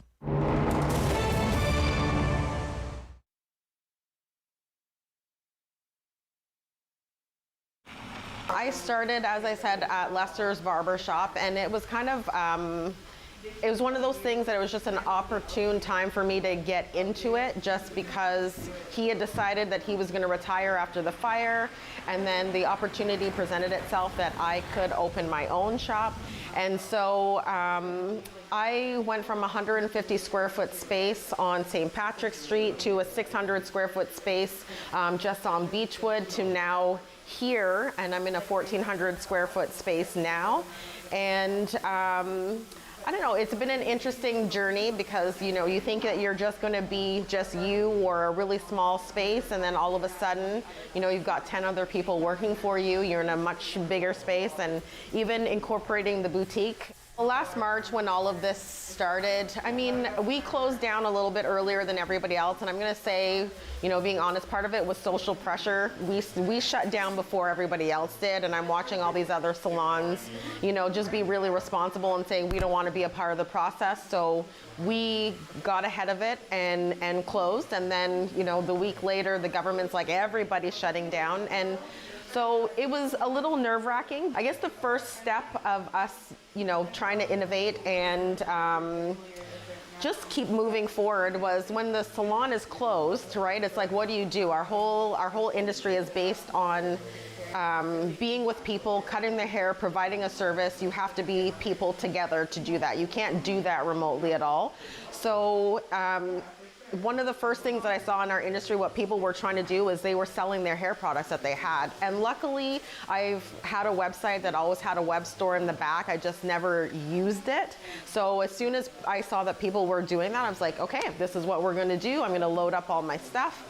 And so that worked out really, really well. And then from there, I managed to find a place that was like a wholesale website that allowed you to have net 60 days. So you don't have to, you can order all the stuff. You don't have to prepay any of it. There's free returns, all that. So that made it really easy for me to bring in other products and start trying to sell it. And so I went from selling hair products to shave products to bath and body products to a little bit of clothing and jewelry, and now it's just morphed into this whole, like, I want to make it a whole legit boutique. And by December of last year, I decided that this is a full-fledged thing, and we're going to separate it. It's its own company. So it's really finding an opportunity that's there and running with it. So it's been really fun. Our clients are loving it. Our clients that have been here for a long time, they love it. On the Rob Snow Show. The phone lines are open at 613-750-1310. Now, the Rob Snow Show continues. So it's been a little more than a week since the news hit about Omicron. Was a week ago Friday. And since then, we've had the expansion of the booster shot program for people over the age of 50. That starts next week, December 13th. So booster shots, maybe fourth shots, maybe annual shots. Is any of this testing your faith in vaccination? Is your confidence shaken at all in vaccination? Or do you still feel, as I do, again, I repeat, as I do, that getting vaccinated is still the best way to protect yourself from COVID-19, the best way to prevent ending up in the hospital, the best way to prevent becoming seriously ill, the best way to prevent being on a ventilator in an ICU unit is to get vaccinated. 750-1310. 750-1310. In the West End. David, good morning, David. You're on City News. Hi, Rob. Hi, David. Hi, Rob. Rob, I'm going to get my third. Good. Yeah. So is the wife. Good. You know, she's in her 90s. I'm at the line. But it's a little confusing because the daughter-in-law booked us, and we're not booked until January. And there are people in their 50s getting it ahead of us. So I guess there's a wee bit of confusion with... oh, I see. Okay. Yeah. Okay. But, you know, calling it a vaccination, yeah, I don't think that's the right word anymore. Well, what is it then? Well, when you got vaccinated for polio, you know, all those, it eradicated the disease. This thing's going to turn into like a flu shot. But again, I've been told in the past that the virus is still out there. Measles, for example, pretty much eradicated measles. Yeah, until anti-vaxxers took over. Yeah. And you had communities that weren't getting vaccinated in high enough numbers that there were a reemergence of measles cases. Well, that's the truth. But the thing is that I guess we're into it. And the fact that you get vaccinated doesn't mean to say that you can't spread it. So are we approaching it from the wrong angle as far as the spreading is concerned? I don't know. Yeah. I found it curious this morning that Dr. Manuel told us that it's not unusual to need 3 doses of a vaccine. Some childhood vaccinations take 5 doses, 5 booster shots until you're considered to be fully vaccinated against some childhood diseases in the childhood vaccination. But my goodness, it's so easy to get the shot. It only takes a minute or two. Yeah. But do you still think, I still think getting vaccinated is still the best way to protect yourself. Do you still think that, David? Oh, yeah. Certainly. Yeah, but you have questions, right? You have questions. Doctors and so on. Yep. So I do what they ask as long as it sounds reasonable. Yeah. Okay. Thank you, David. Thank you. Yeah, this is what Dr. Manuel, Doug Manuel, senior scientist, epidemiologist, Ottawa Hospital, right? Ottawa Hospital. Yes, David. Dr. Doug Manuel, on how many doses we need. Well, Rob, I thought we've been talking about this since the summer. Yeah. Saying it's a 3-dose vaccine. Here's, for some childhood, we have 5. We did two doses 3 weeks apart because we had to get those studies out very quickly. And I think the problem is that people then get locked in. Okay, this is what we can expect from this vaccine. It's a 2-dose vaccine. But the most, there's 2 questions that you have to ask. What level of immunity do we want? And how many doses do we need to get there? And then the second question is how often do we maybe need a booster to keep us at that level that we want? And as transmissibility goes up, you want a higher level of immunity. So what was good in our thinking last year has changed, and we want a really high level of immunity if we can. If 3 doses gives that level of immunity, we're going to see a lot of benefit from getting a 3rd dose. See, it's always so good when he comes on because he can explain things very clearly, and I've had the honor of interviewing some of the brightest people in the country. When it comes to the spread of this virus, when it comes to the vaccination programs, infectious diseases, and they've told me pretty much in harmony with Dr. Doug Manuel, they're not surprised that people need a booster shot. They're not surprised that there's a new variant and that it might require a tweaking or the redevelopment of the vaccine. And if this becomes endemic, as opposed to a pandemic, endemic, and some form of COVID-19 is always going to be circulating. They've told me it wouldn't be any surprise to them if we need some kind of annual inoculation against COVID, like an annual flu shot. I mean, perhaps there will come a time when it will seem normal to have an annual COVID-19 shot. But in the spring and the summer, it was kind of like, whoa, got my 2 doses. Let me put that on Twitter, right? Fully vaxxed, hashtag fully vaxxed, right, David?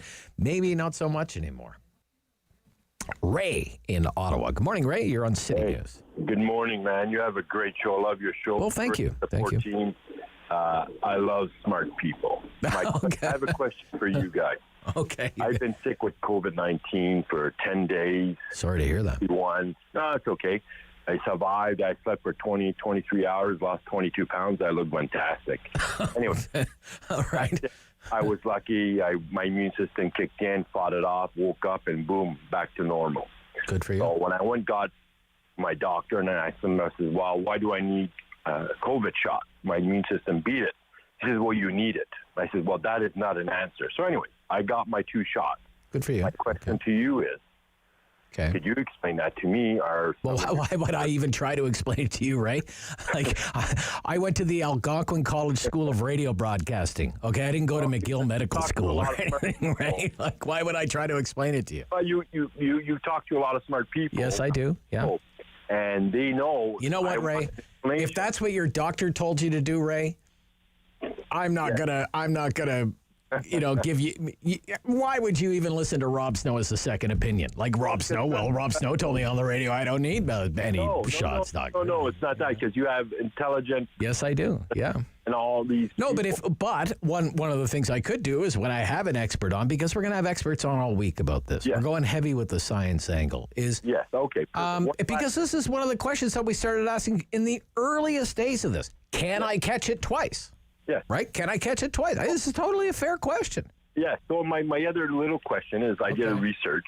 Yeah. In Israel, they did a study of 1.1 million people that had COVID-19, and they found, this is a medical study, professional, smart people, and they found that their immune system was 13 times stronger than 2 COVID shots. So I would love somebody to explain this. As well, but in Israel as well, they've closed their borders and they're ordering 4 shots. They're ordering 4 shots. Okay, I got to run. We're halftime. Halftime here. Halftime.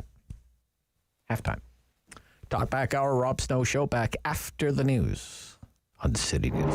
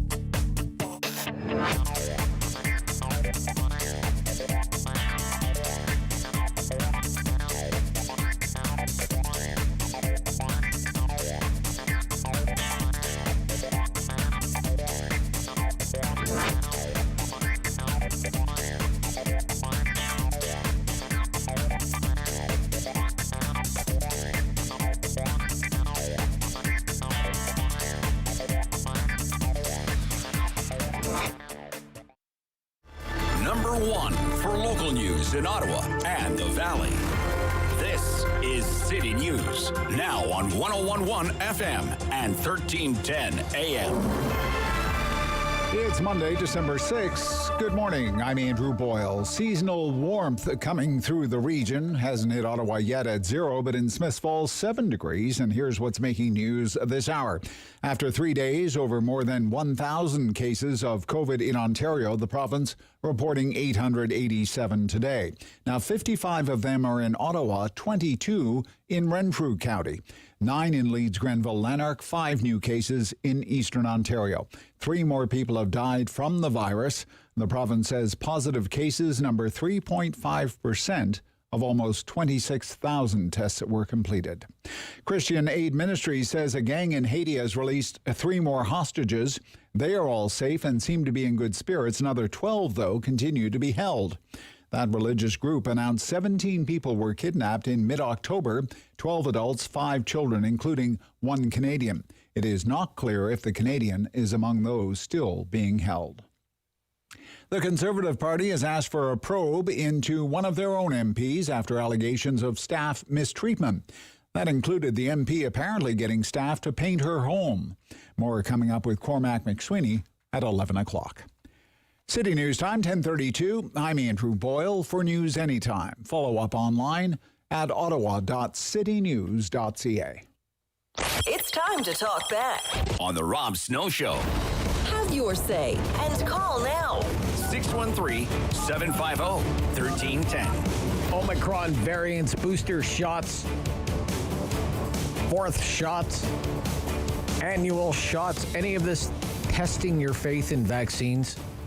Confidence shaken at all in vaccination programs? Or do you still feel, as I do, that getting vaccinated is still the best way out of this? The best way to prevent ending up in a hospital seriously ill, worst case scenario on a ventilator, I guess worst case scenario in a graveyard, or an urn. Okay?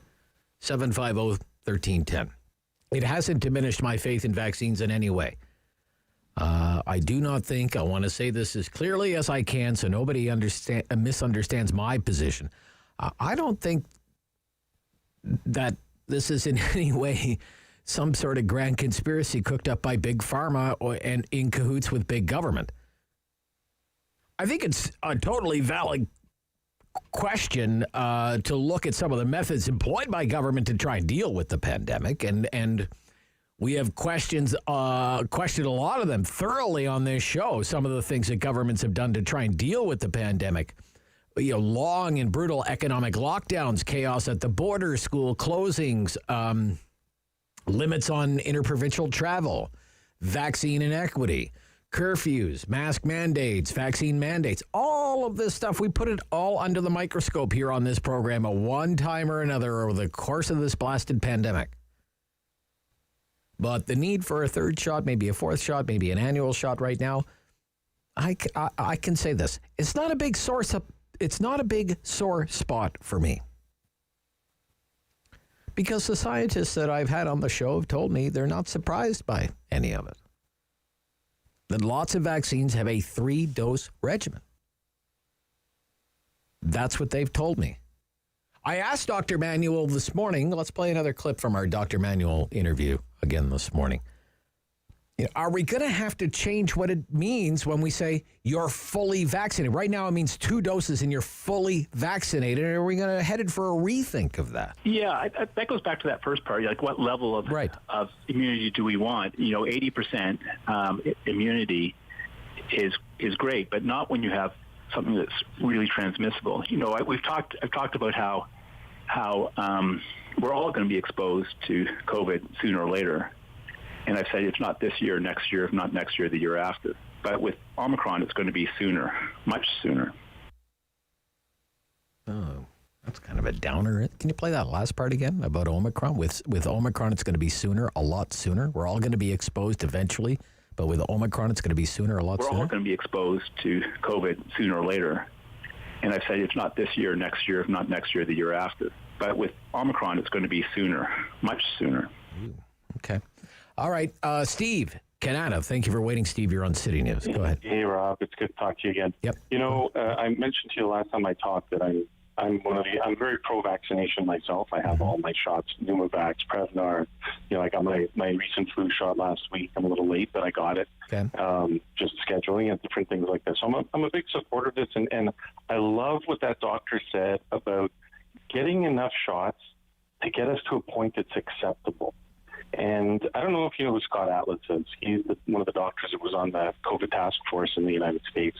And he released a book called The Plague Upon Our House that talks about what was going on behind the scenes and how there was a battle on which science they were following and how he'd show up at all these meetings with all his notes and studies and preparedness and Fauci and Birx would show up with just like concepts and such. And so getting to your point a minute ago about all the things that governments have done in mandates and lockdowns and businesses and all that, it's a really, really eye-opening book. And he talks about this exact point about what's the acceptable limit. Like 50,000 people die of the flu in the United States every year. And if we get to a point of 50,000 deaths a year, is that reasonable and such? It's like I said, it's a really interesting book for you and your listeners to maybe look into. But I think that I'm completely supportive of this vaccine, and I actually predict that we'd be getting a COVID shot annually with maybe the recent variants. The same way flu has 2 or 3 variants every year. They pick the ones they think are going to be hitting us at the most opportune time in the fall and the winter, and we get those shots. And I think COVID's going to be the same, and hopefully one day they can just put it in the same shot, and we all walk in the fall, get our COVID/flu shot, and we move on for the year.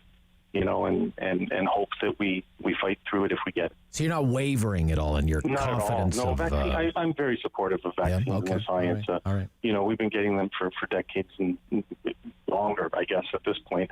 They've been around for a long time, and they've been proven effective. And I do trust the doctors and the medical community completely. Yeah.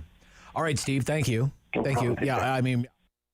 sorry, I turned my microphone off. No, I was away for a few days last week, Wednesday, Thursday, Friday, so I haven't been here in a few days. But before I left, this was a clip that I was playing. Dr. Don Bodish, a professor of medicine at McMaster and a Canada Research Chair, very prestigious position in the country, Canada Research Chair, Immunology and Aging.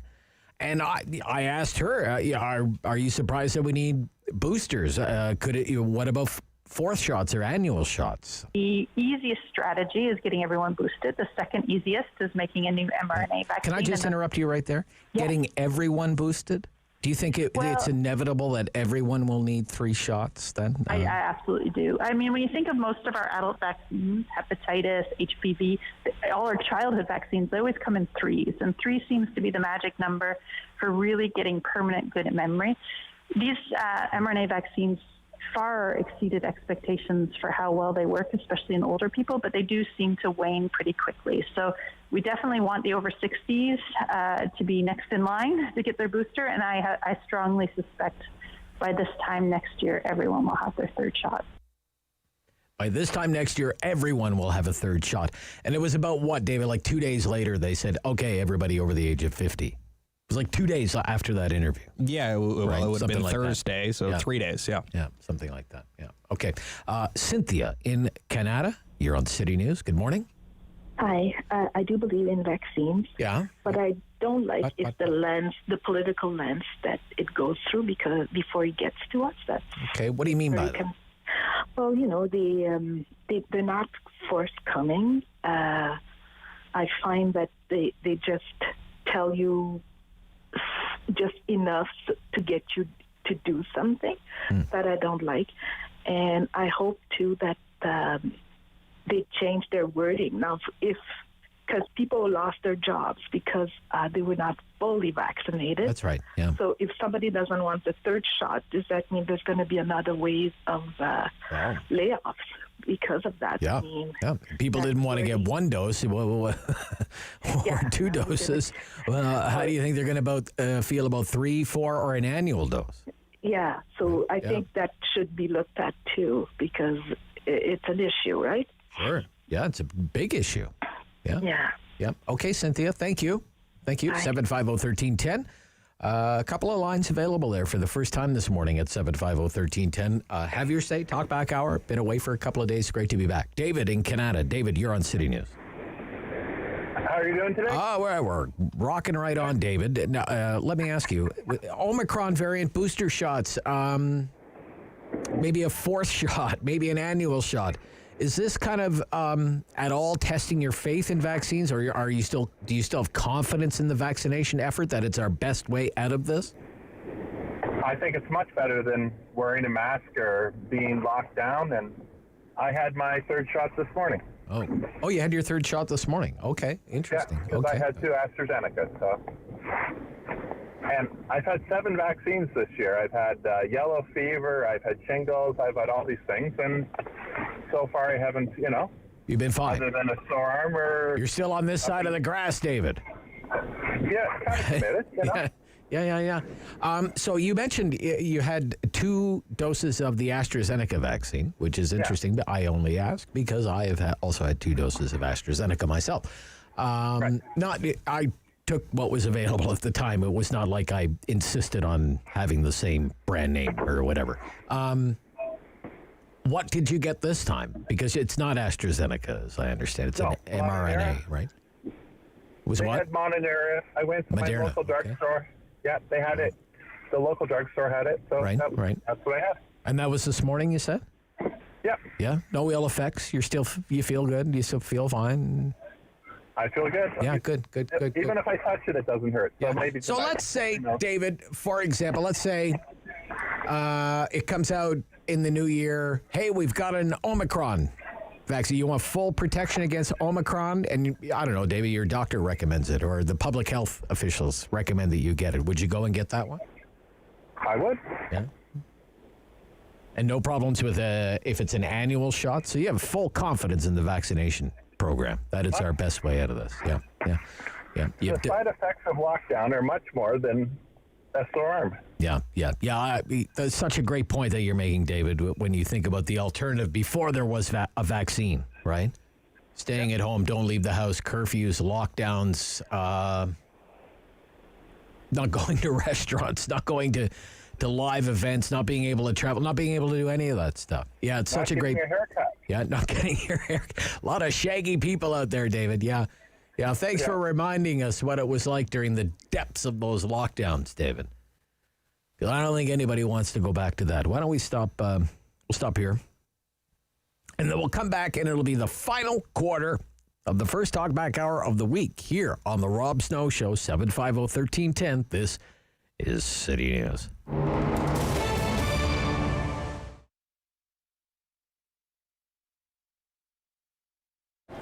This affected us big time because when, you know how we are seasoned. We have clothes for the spring, clothes for the winter. At that time, lots of clothes didn't arrive on time from Europe or from here because some factory shut down. So, and this put us in an odd position. We received not all the merchandise, part of the merchandise. And people, and for us, we have to be careful, especially with the virus going on. Did affect the business, of course, like everybody else. We're not immune, and since the government helped, this did a little bit good for us too, but still affected all the sectors, especially clothing. You can see big corporation affected bad because nobody was thought it's gonna be like this. Earthquake might happen. We joke about it before. Things might happen, but this was like a third war, but with a virus. So how to survive? That's the question, and we're doing our best to work with the mall, especially rent in a mall is very high. The government, they have certain, let's say, condition, like how many people will be in the mall or in the stores, etc. Yeah, it's a big factor, but of course, if my store has a back doors, or just will be better, it will be much better. At least we can have curbside much easy, because we have to shut down completely, And this left a mark on us, on everybody too. People always ask me, go online. Certain things you can't go online. Let's say T-shirt, certain product people don't know how to fit, but when it comes to clothing. It's different completely. Let's say I have a customer comes, you can give him 44, but certain suit he might take 42, certain suit he might take 46. So, and how could, I mean, suit is not gonna fit the same. And I see people come back and they show me what they got online and not the same fabric. Mostly young people, but if you really want to shop, you have to go to the store because everything will be around you. You want to be sure the color look good, the fit will look good, especially when you spend, doesn't matter how much money, whether 300 or 2,000, you know? You have to try, you have to see what's going on. Please don't be shy, contact us. It will be a pleasure for me to take a suit or coat or anything. Like sometimes people have a funeral, they have things, they have a wedding, they don't want to come to the mall. If I get all the information, I will go and meet them at their home or their business offices. I'm gonna start doing that, you know, and this will help the business and help the people. Like they're afraid to come to the mall for time being, or they're too busy at work. They cannot go anywhere at a certain time, so I'm glad to do that.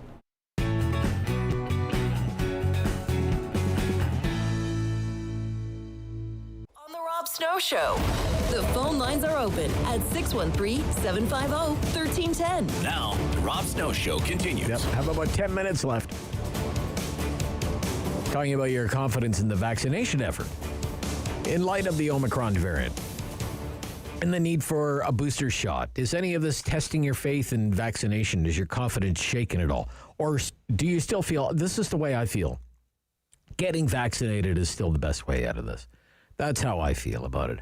It's the best way to prevent ending up in the hospital. It's the best way to prevent becoming seriously ill. It's the best way to prevent being on a ventilator. 750-1310, 750-1310, and 3 lines available. And I'd love to hear from you with about 10 minutes left in the Talk Back Hour. Brian in Almont. Good morning, Brian. I'm on. Yes, Good you're morning. on, How Brian. are you? I'm good, sir. Thank you. Go ahead. I agree with you most of the time, and I definitely agree with you this time. I have had 2 shots. I'm going to have the 3rd tomorrow. I had my flu shot. If I have a disappointment with the whole system, it's with the politicians that don't agree with sharing to the world. This came from Africa. What percentage of people in Africa are vaccinated? They then not think these are breeding grounds for mutations. Like, what the hell is wrong with us? We think we're so privileged. We think we got a vaccination to cover a few of us privileged in North America or wherever, or Europe, but the poorer countries are not getting the same consideration, and just ticks me off completely. Yeah, it's a great point that you make, Brian. It's on vaccine equity. It's a great point that you make.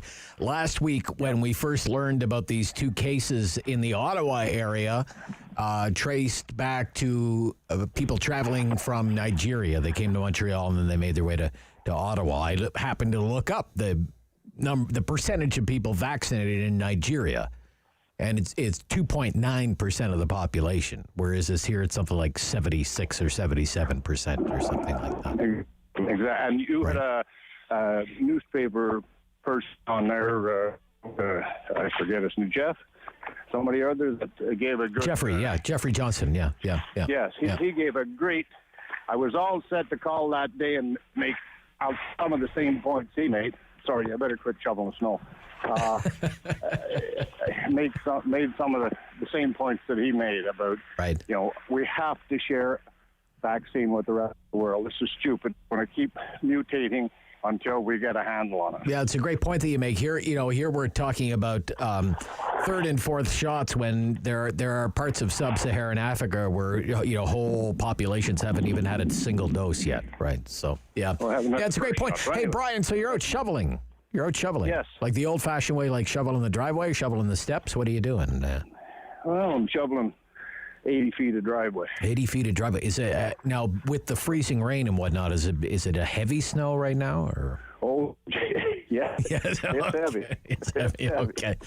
Yeah. Okay. Anyway, it was nice and fluffy this morning. It was fluffy this morning before the rain got at it, but it's not going to be fluffy when I get home and do the rest of it. I don't think so. Oh no, I don't know whether there's so much snow. I'm not sure it's going to go, even if it is 8 degrees. Yeah. All right, Brian. Good luck, sir. Thank you very much. Yeah. Bye-bye. Yeah. That's hilarious. He's shoveling the driveway while he's talking to me on the phone.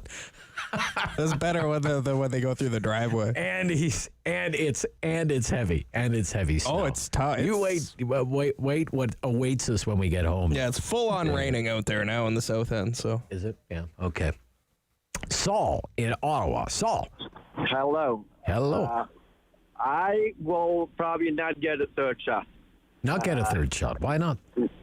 I got the two because they said once you have two, you're protected 95% or whatever. I don't remember the exact number. Right. And I believe them. Okay. And I don't feel that they're always honest because now doctors say, oh, we knew all along that you're probably going to have to get a booster. So why didn't they say that from the beginning? Okay. So why would I believe them now that, a third shot and then you're done? And the same is also with all those people being laid off. Now I feel that they might have been right because now they're going to tell you if you don't have a third one, we'll lay you off. So when will it end? Well, it's a good question. I don't know what line of work you're in, Saul, and I guess you could tell me it's none of my business. But some employers say I'm a plumber, so it's considered essential. Essential, and it was a lot of work the whole time. I was trying to be as careful, and I always follow the rules. Yeah. And obviously, if they're going to force you to get a third one, I will. Okay. But if it's not mandatory, I probably won't get it. If it's not mandatory, yes. Do you mean your employer, or are you self-employed, or? I'm self-employed, but if they tell you that you can go to work and just follow the mask mandate and the rest of the stuff that you did till now, it's the same with the flu shot. I got already the flu shot many times, and I still got the flu, and many times I didn't get the flu shot. And I didn't get the flu. So if the same thing is happening with all those variants, I don't feel like getting vaccinated again and again. All right, Saul. Fair enough, sir. Fair enough. Thank you for your call, sir. Yeah, 750. Every single line is available. 750-1310. 750-1310. Rob Snow Show Talkback Hour. We're talking about Omicron and vaccines. Remains a huge news story, of course. This was actually an encouraging news story. I saw this yesterday morning. Washington Post headline: Coronavirus vaccine demand grows in the United States. Amid Omicron variant concerns, booster eligibility expansion. Listen to this. Demand for coronavirus vaccines has spiked in the United States in recent weeks as more Americans are eligible for booster shots and concerns grow over the Omicron variant. Healthcare providers administered 2.18 million doses of coronavirus vaccine Thursday, the highest single day total since May, and 22% higher than the previous week, end quote. So I take some comfort in that. Instead of frightening people away from vaccines, at least according to that one news story, many Americans are taking this Omicron variant seriously enough. Hey, I'm going to go and get vaccinated. Here's another story from Reuters. BioNTech CEO, because it's the Pfizer-BioNTech vaccine, right? BioNTech CEO says vaccine likely to protect against severe COVID from Omicron. This is from a few days ago. BioNTech and Pfizer's COVID-19 vaccine will likely offer strong protection against severe disease from the new Omicron variant, according to BioNTech's chief executive, as the firm weighs the need to upgrade its commonly used shot. We think it's likely that people will have substantial protection against severe disease caused by Omicron, said the company's co-founder, Ugur Sahin. Specified severe disease as requiring hospital or intensive care. He added that he expects the lab test to show some loss of vaccine protection against mild and moderate disease due to Omicron, but the extent of that loss is hard to predict. So I kind of take some comfort in that as well. Millions of Canadians have had that shot, the BioNTech Pfizer shot. As I mentioned to a previous, I had 2 doses of AstraZeneca. That's what was on offer at the time. But my parents and my wife both had the Pfizer shot. So if it keeps them out of the hospital, especially out of the ICU, that's great news.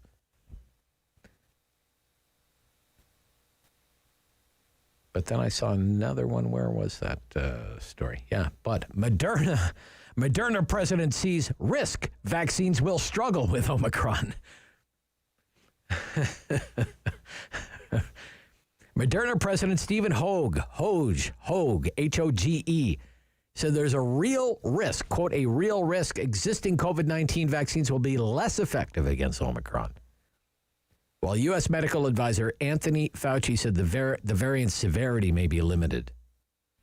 U.S. health officials said Sunday it's still unclear how transmissible the COVID variant is, how well existing vaccines work, and whether it will lead to more severe illnesses.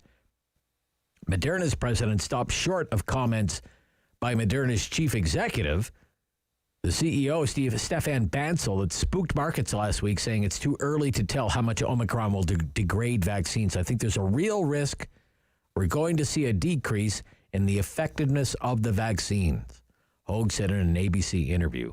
What I don't know is how substantial that is. An updated formulation probably would be needed if effectiveness is shown to drop significantly, he said. End quote. It's been a little more than a week, okay? More data. They need more data. Ches, Ottawa, on City News. Good morning. Oh, yes. Hi, Rob. It's Ches Forte calling. Yeah. I called into your show once before with regard to the Omicron variant. That's what we're talking about today. Yes. Omicron vaccines. Yeah. Yeah, here's my question. See, I think there needs to be a point of clarification regarding an annual COVID shot versus an annual flu shot. If you don't get one shot, it's punitive. The other is not, right? Nobody really cares if you get a flu shot or you don't, right? You can go about your they've tried to mandate flu shots before. Hospital executives in Ontario have tried that, and nurses unions have filed grievances against that. So yeah, in those types of jobs, but I mean, just regular day-to-day jobs that don't involve the medical profession. Nothing has happened there yet. And here's my other question, though. You see, the thing is, if we have an annual COVID shot, okay, like I'm fully vaccinated, doing all the right things, the numbers in terms of vaccination in Canada are trending very high. So at what point do we stop with the, vaccination verification and mask mandates? Like, I mean, will that ever come to an end? I think that's the bigger question. Yeah, it's a good one. And it's a good one. Yeah, because, that's the mother of all questions. When will any of this end? When will it end? That's the question we all have, Ches. Absolutely. I can tell you what's going to end, and that's the Talkback Hour. It's kind of over right now. But it returns tomorrow at 10 o'clock, and it's always a lot of fun. Probably going to talk about lockdowns tomorrow, I think, during the Talkback Hour. Geoffrey, Johnston, Kingston, Whig-Standard International Affairs columnist. After the 11 o'clock news, this is City News.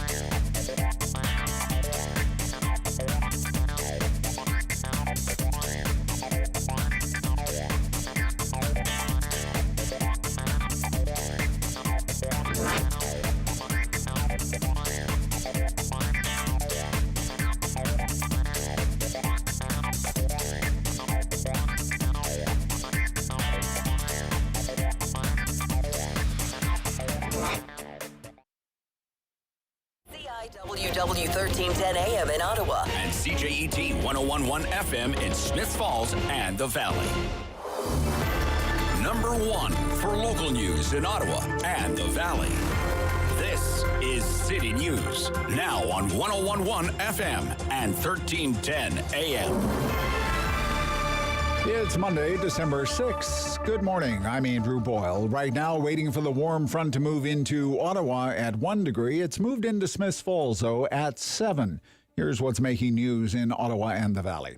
After 3 days of more than 1,000 new cases each day in Ontario of COVID, the province reporting 887 today. Now, 55 of them are in Ottawa, 22 are in Renfrew, 9 are in Leeds, Grenville, Lanark, 5 more cases in Eastern Ontario. The province also reporting 3 more deaths from COVID-19 over the past day. The province says positive cases number 3.5% of the almost 26,000 tests that were done. The city is under a freezing rain warning still. We had some treacherous conditions earlier this morning. Now it's getting very sloppy. Your help is needed to ensure the evening and tomorrow's conditions aren't as bad. Transportation Committee Chair Tim Tierney tells City News the municipality imposed a parking ban that started at 10 o'clock this morning, goes until 7 o'clock tonight, so the streets could be clear for city trucks to remove the snow. They're going full bore. They want to make sure that they clear out those storm drains as best they can, get the water off the street. Otherwise, if it freezes back up as is expected to tonight, it's going to be rutting. So the sooner they can get out and get that done, the better. And you may have noticed that you have a bit more snow than your neighbor across the street this morning. Not to worry. Tierney says the next snowfall, they will be the one with all the snow. It's just the way the wind blew today. City News time, 11:02. And now your forecast with meteorologist Jill Taylor. Freezing rain warning now in effect for Ottawa, the Valley, and Smiths Falls. We'll have this freezing rain this morning, changing to rain for the afternoon, and a gusty wind will climb to 8 degrees for the guaranteed high. Still windy tonight, mainly clear, colder, -9 for the low, but it'll feel like -15 early tomorrow. Sun and cloud Tuesday, and the high just -6. For today, our high, 8 degrees. And right now, the freezing rain warning is continued. It is 1 degree in Ottawa right now and 7 degrees in Smiths Falls. Flags are flying at half-mast at civic buildings across the region, marking the day of remembrance for 14 victims of the École Polytechnique massacre in Montreal. A lone gunman killed 14 women on this date in 1989. There will also be a public memorial tonight in Ottawa. People encouraged to gather at 6 at Minto Park in Centretown. In Montreal tonight, 14 beams of light representing those victims will be projected into the sky from Mount Royal. And due to the COVID-19 pandemic, though, organizers asking crowds not to gather. City News time, 11:04. Conservative leader has asked the House of Commons to investigate one of his own MPs. Allegations of harassment and mistreatment of staff. The allegations are being made by 2 former aides to Alberta MP Shannon Stubbs, who tell the Globe and Mail they faced verbal abuse and workplace harassment to the point they had to take sick leave. One of them even claims that they were pressured into painting the bedroom of the MP's home, although not directly ordered to do it. Conservative leader Aaron O'Toole says he just recently found out. I learned about the allegations on Friday when I was in Quebec on tour. I've referred them to the House of Commons because they're allegations, but they're of a serious nature. Stubbs denies the allegations of abuse, telling the Globe she believes this is retaliation for her publicly speaking out against Aaron O'Toole's leadership and calling for a review. She also acknowledges 2 staff did paint her bedroom, but she says she didn't know about it and it was a surprise gift from her staff. Cormac McSweeney, Parliament Hill. And I'm Andrew Boyle. For news anytime, follow up online at ottawa.citynews.ca. He's a pillar of community opinion. The Rob Snow Show returns on Rogers TV and City News. 1011 FM and 1310 AM. So as Andrew mentioned in the news, we're waiting for the warm front to move in. It has yet to arrive in the capital. We're hugging the freezing mark here in the capital. My good friend Geoffrey Johnston writes for the Kingston Whig-Standard. He is with what we call the Brockville Bureau of the the Kingston Whig-Standard.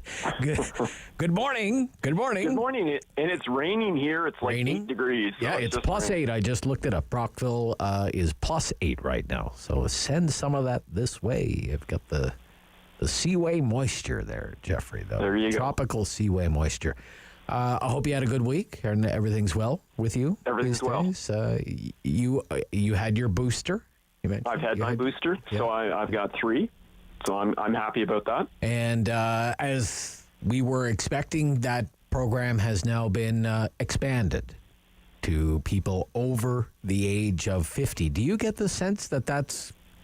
I said this morning, I think fully vaccinated is eventually going to mean 3 doses.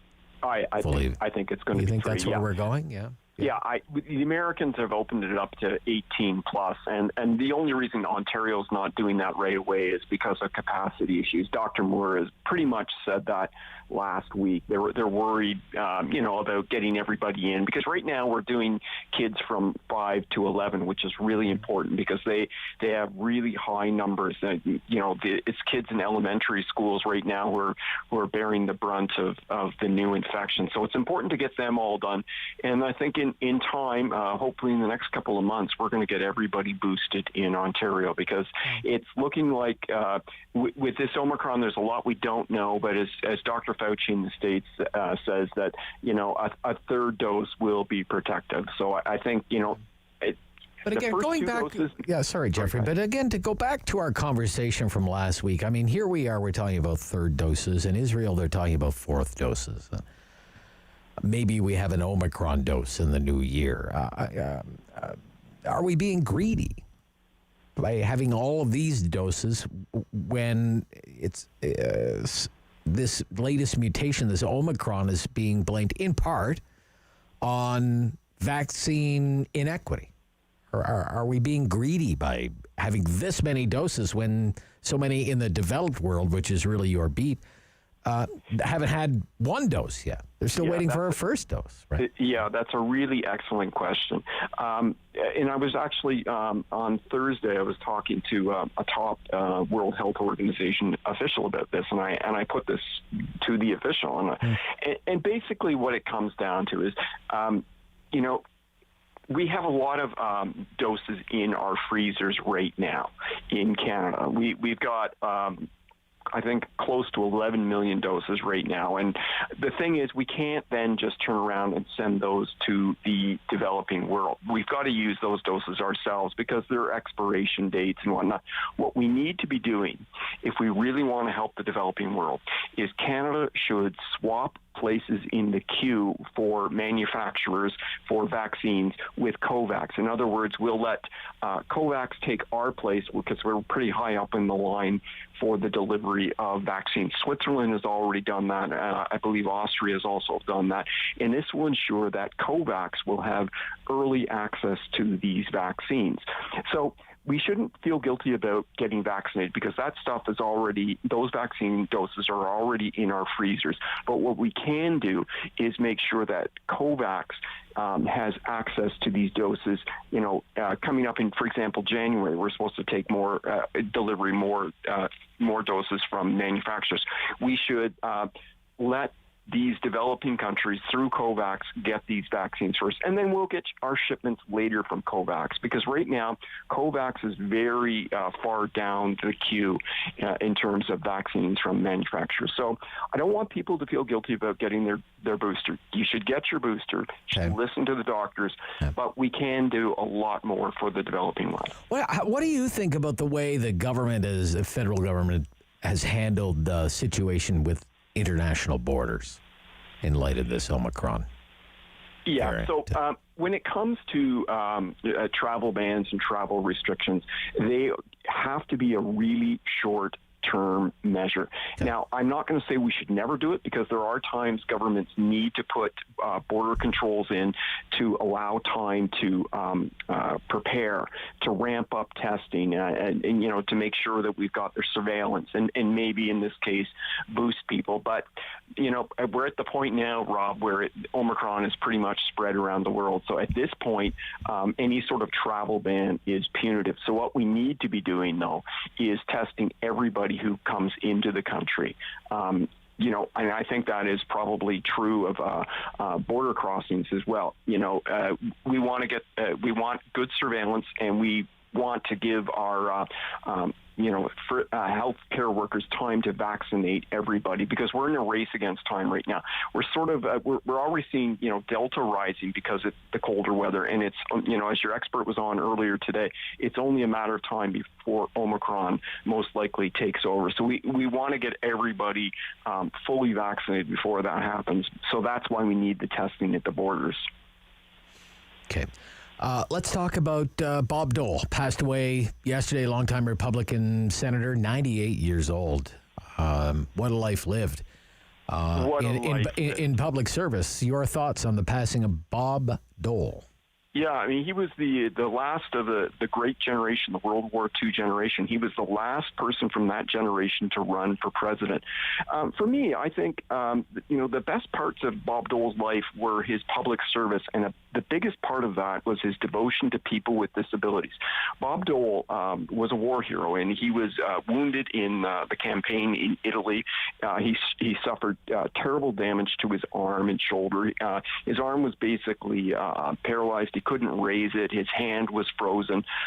The man lived in pain every day of his life, but he was devoted to helping people with disabilities. So in the 1980s, he set up a couple of foundations to advance the rights of people with disabilities and to ensure that they were able to work. He had grants that helped mainstream people with disabilities, but most importantly, he played a huge role in the Americans with Disabilities Act, which was passed in 1990. It was a pivotal piece of human rights legislation which guaranteed the rights of people with disabilities. And this is used as a model around the world, this legislation. So Bob Dole, that is the number one thing, I think, in the man's legacy. I think this is what he'll always be remembered for, and it was a great contribution. Okay. I must ask you, we learned a little more than an hour ago now that Dominic Barton has resigned as Canada's ambassador to China, saying, essentially, I was hired to do one thing, and that was to free the two Michaels, Michael Kovrig and Michael Spavor. That is done. I'm pleased that it's been the highlight of my life, he says.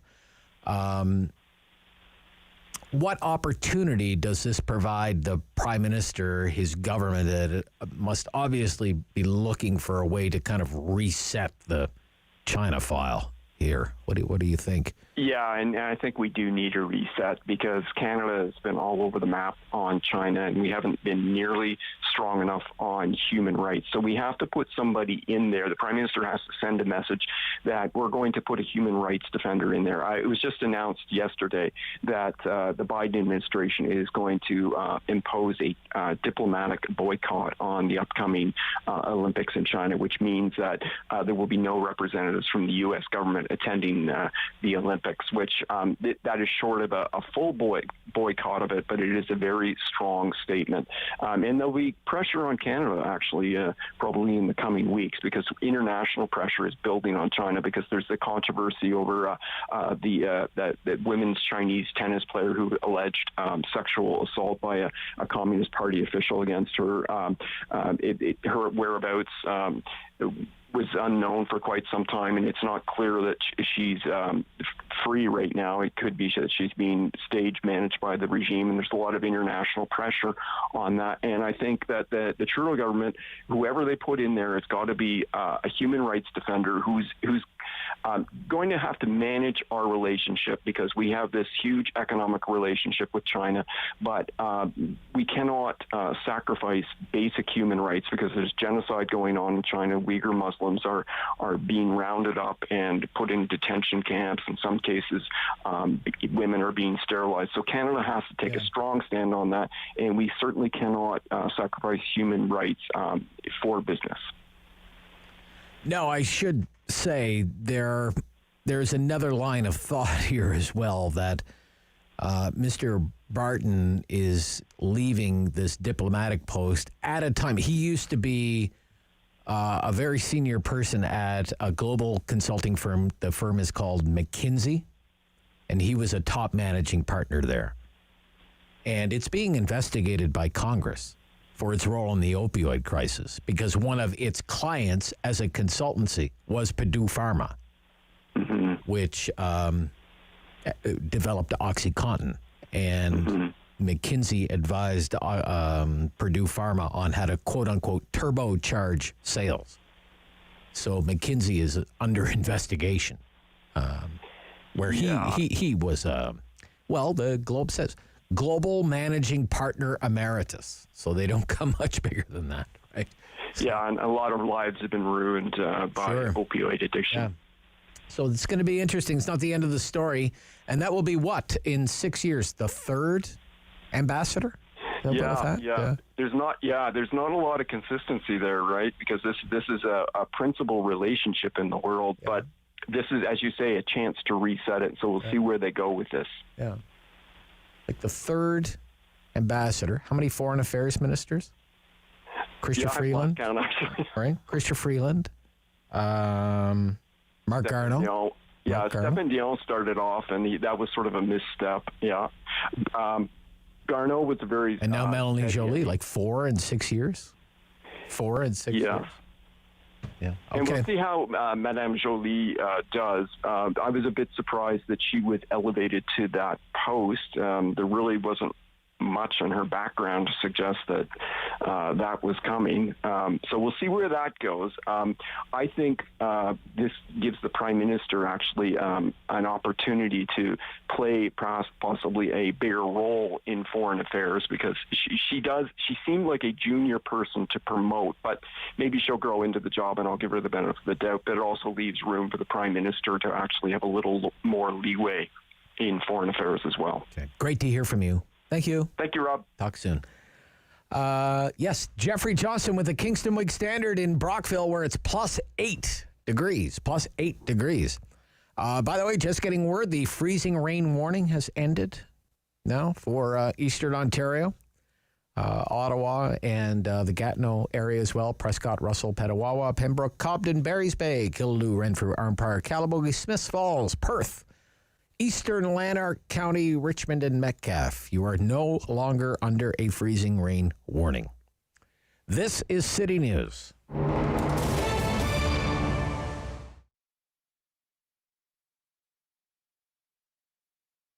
Opening a business especially in a pandemic, in that kind of situation, is very challenging. First, people don't know me. People don't know my product. To build a new clientele, to build a trust for them, to show them that I care about it. I do love my food. That was the biggest challenge. And of course, in all lockdown, we had to face it regards my employee, guests, ladies, what they work for me. I didn't want to tell them, sorry, I'm closed, I'm not having a job for you. No, they have families, they have kids to feed. So this is very important because we are family orientated. And we decided to open. We, of course, essential business. So been very tough, very, very tough as we didn't see people on the road. Market was completely quiet, but we knew it that we have to wait and we knew it that we're gonna be fine. In this time, we built online shop, Vedel Online, and we did Uber Eats, which one is picking up and is very, very popular. We have a really good feedback. So this is the song for my heart. And and we try to expand. I'm thinking about opening another location. So I want to make Vedel famous. I want to make the Vedel place to be for all the families with kids. Try the traditional food, what their grandparents cooked in the countries when they're from, or even Canadian people. They're more than welcome to come and try our famous pierogis. I try to be passionate about my food, organic food made with love, with all homemade, organic. So you can find food from all over the Europe, Polish, German, Ukrainian, Romanian, French, Armenian, so all kind of different types of food. Homemade lunches, we focus on the homemade lunches, grandma style.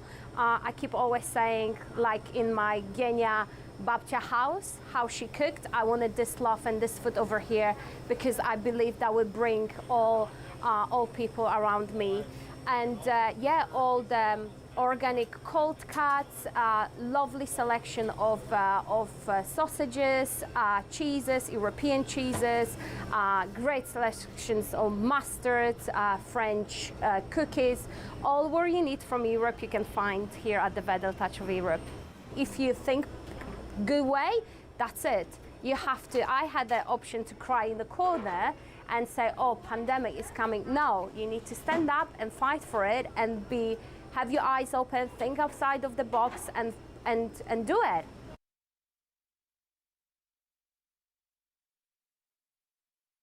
On Rogers TV and City News. 101.1 FM and 1310 AM. All right, every week we look at local business news with David Sali, who's back. The Ottawa Business Journal. Good morning. Good morning, Rob. All right, we're starting with a big real estate transaction, a deal so big, the second largest deal in Ottawa's history. Tell us about it, David. Well, that's it, Rob. It is indeed. I'll tell you, it's an eye-popping deal. It's a headline grabber. It's Plastaville, which we all know, the Plastaville office complex. On Queen and Spark Streets, including the tallest office tower in the city. It's been sold to a pair of Toronto real estate firms for $350 million, Rob. Yep, that's $350 million, so a third of $1 billion or more, and it's Crestpoint Real Estate Investments and Crown Realty Partners teamed up. They now each own 50% stake in Plastaville, which is almost 1.2 million square feet. So the deal closed last week, and so it was sold by it was jointly owned by the Alberta Investment Management Corporation, Brookfield Properties, and the Canada Pension Plan Investment Board. They were the previous owners, and this was obviously a pretty big deal, complicated deal, Rob, but it went on the market earlier this year. CBRE was the broker, along with RBC Capital Markets. So I was talking to Nico Zentel, the Senior Vice President of CBRE's Capital Markets office here in town, and he said, it got a lot of interest. There were multiple bidders, and he just felt like very high quality bidders for a number of reasons. The main one being, who is the main tenant? It's the federal government. Sure. So this is a complex. We're talking, by the way, three office towers and another building here. So this is this is no small property, and it's more than 1 million square feet. It's more than 1 million square feet. Right? Exactly, and it's about 85% occupied by the federal government. Wow. It's Transport Canada, Canada Revenue Agency are the two sort of biggest departments with the biggest footprints at the site. In normal times, when everybody would be in the office, that equates to about 7,000 civil servants working in there. And there's some private tenants as well. Canada Life, Alternative Savings, the credit union are also there. But I mean, when you've got a tenant like the federal government, and despite what we're hearing about office space, I don't think anybody thinks that the feds are going to be abandoning the downtown core. That's not going to happen. They still have an average weighted term of about 5.5 years left on the lease at Plastaville. So that's a pretty nice, steady stream of income coming in. If you're if you're somebody like Crown and Crestpoint willing to or want to be invest in the property for the long haul, it doesn't get much better than that in terms of having an anchor tenant. Not at all. No. I was just looking up. It's got such an interesting history, that whole development, and when you look it up on Wikipedia, you learn that the general contractor on that project was The Compo Corporation. Exactly. Robert Compo. So there you go. His footprint is everywhere in the city. That's really something. That's a great story. What an interesting story. Here's another one. A comeback for a familiar name from the past in the executive ranks for the Ottawa Senators hockey club. Tell us about the return of Aaron Crow. Yes, Rob, this was another really interesting story from last week. As you know, executives move around all the time, and Erin was she was at Martello Technologies. She's been there for the last 3 years, almost 4 years, as their CFO. And as you know, Rob, Martello is a pretty fast-growing software firm in Canada. They make network troubleshooting software, and they would seem to be on the rise, but and Erin, in fact, played a big role in helping them go public by a reverse takeover in 2018. They've made a couple acquisitions that she's really helped spearhead. So she's really made a name for herself at Martello, but she originally made a name for herself with the Ottawa Senators. She spent almost 20 years there. That was almost like her first stop after she graduated in commerce from Queen's. And did some co-op work, but she almost immediately got hired on at the Sens, spent nearly 20 years, eventually became their executive VP and chief financial officer. And, that took a lot of, let's say there were times when she had to do a bit of financial stick handling, perhaps to help balance the books, and she became known as one of their big star performers. Sure. But she decided at a certain point in 2015, she wanted to move on, get experience in other industries. So she spent a while at Regional Group, a big real estate firm here in town, water slide manufacturer ProSlide Technology. She was there for a year, and then she landed at Martello. But when I talked to her last week, she just said she really always felt that pull. She wanted to get back to pro sports. She loves that arena, so to speak. She said she's going back to her roots. And, she felt like the Sens were the place where she really grew up and matured in her career. And it's just such a big part of the city's DNA that she really felt the pull when she got approached, a little while ago with the opportunity to come back. So such an interesting story. It's an interesting story. She's got a lot of challenges there. We know, Rob, it's that right now the Sens are not. It's been a struggle. Not just on the ice, but You're very charitable, David. You're very charitable. Actually, today I was noticing on Twitter, this was moving on Twitter, that today is the anniversary of the awarding of the franchise 31 years ago. Right, 31 years ago today. Sort of leader and Bruce Firestone and everybody was down there and to hear the announcement. That's right. But we'll see. Erin's got her work cut out for her, but she's up for the challenge, and we definitely wish her the best of luck on that. Thank you, Dave. Great to hear from you. You too, Rob. Talk soon. Dave Sali from the Ottawa Business Journal. Be back right after the news. This is City News.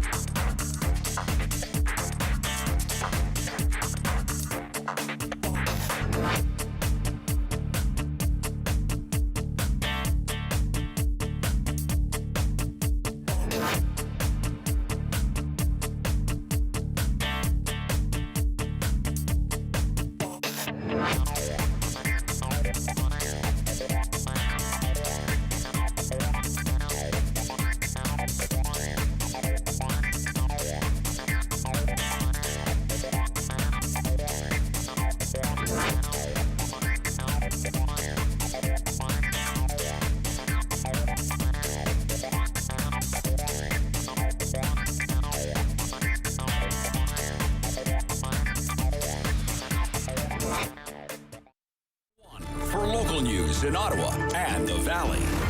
This is City News, now on 101.1 FM and 1310 AM. This is Monday, the 6th of December. Good morning, I'm Jason White. Right now in Ottawa, light rain, 2 degrees. It's 7 in Smiths Falls. Here's what's making news this hour. Just rain now after a morning of snow and freezing rain that canceled school buses around here. The freezing rain warning is now over for Ottawa and the Valley.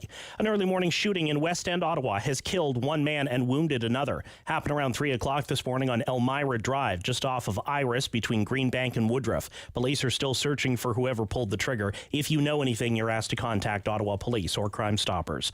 Ontario reporting 887 new cases of COVID-19 today. That pushes the province's 7-day average to 940. 3 more people dying from the virus. There have now been at least 13 cases of the new Omicron variant confirmed in Ontario. A new poll shows 3 in 5 Canadians are worried about catching COVID-19, but that's not necessarily dialing back our holiday celebrations. The Angus Reid poll also found the number of people planning to attend workplace parties, gatherings with friends, and holiday dinners is getting close to pre-pandemic levels, but a majority say they will only do so with those who are vaccinated. City News Time, 11:32. I'm Jason White. For news anytime, follow up online at ottawa.citynews.ca.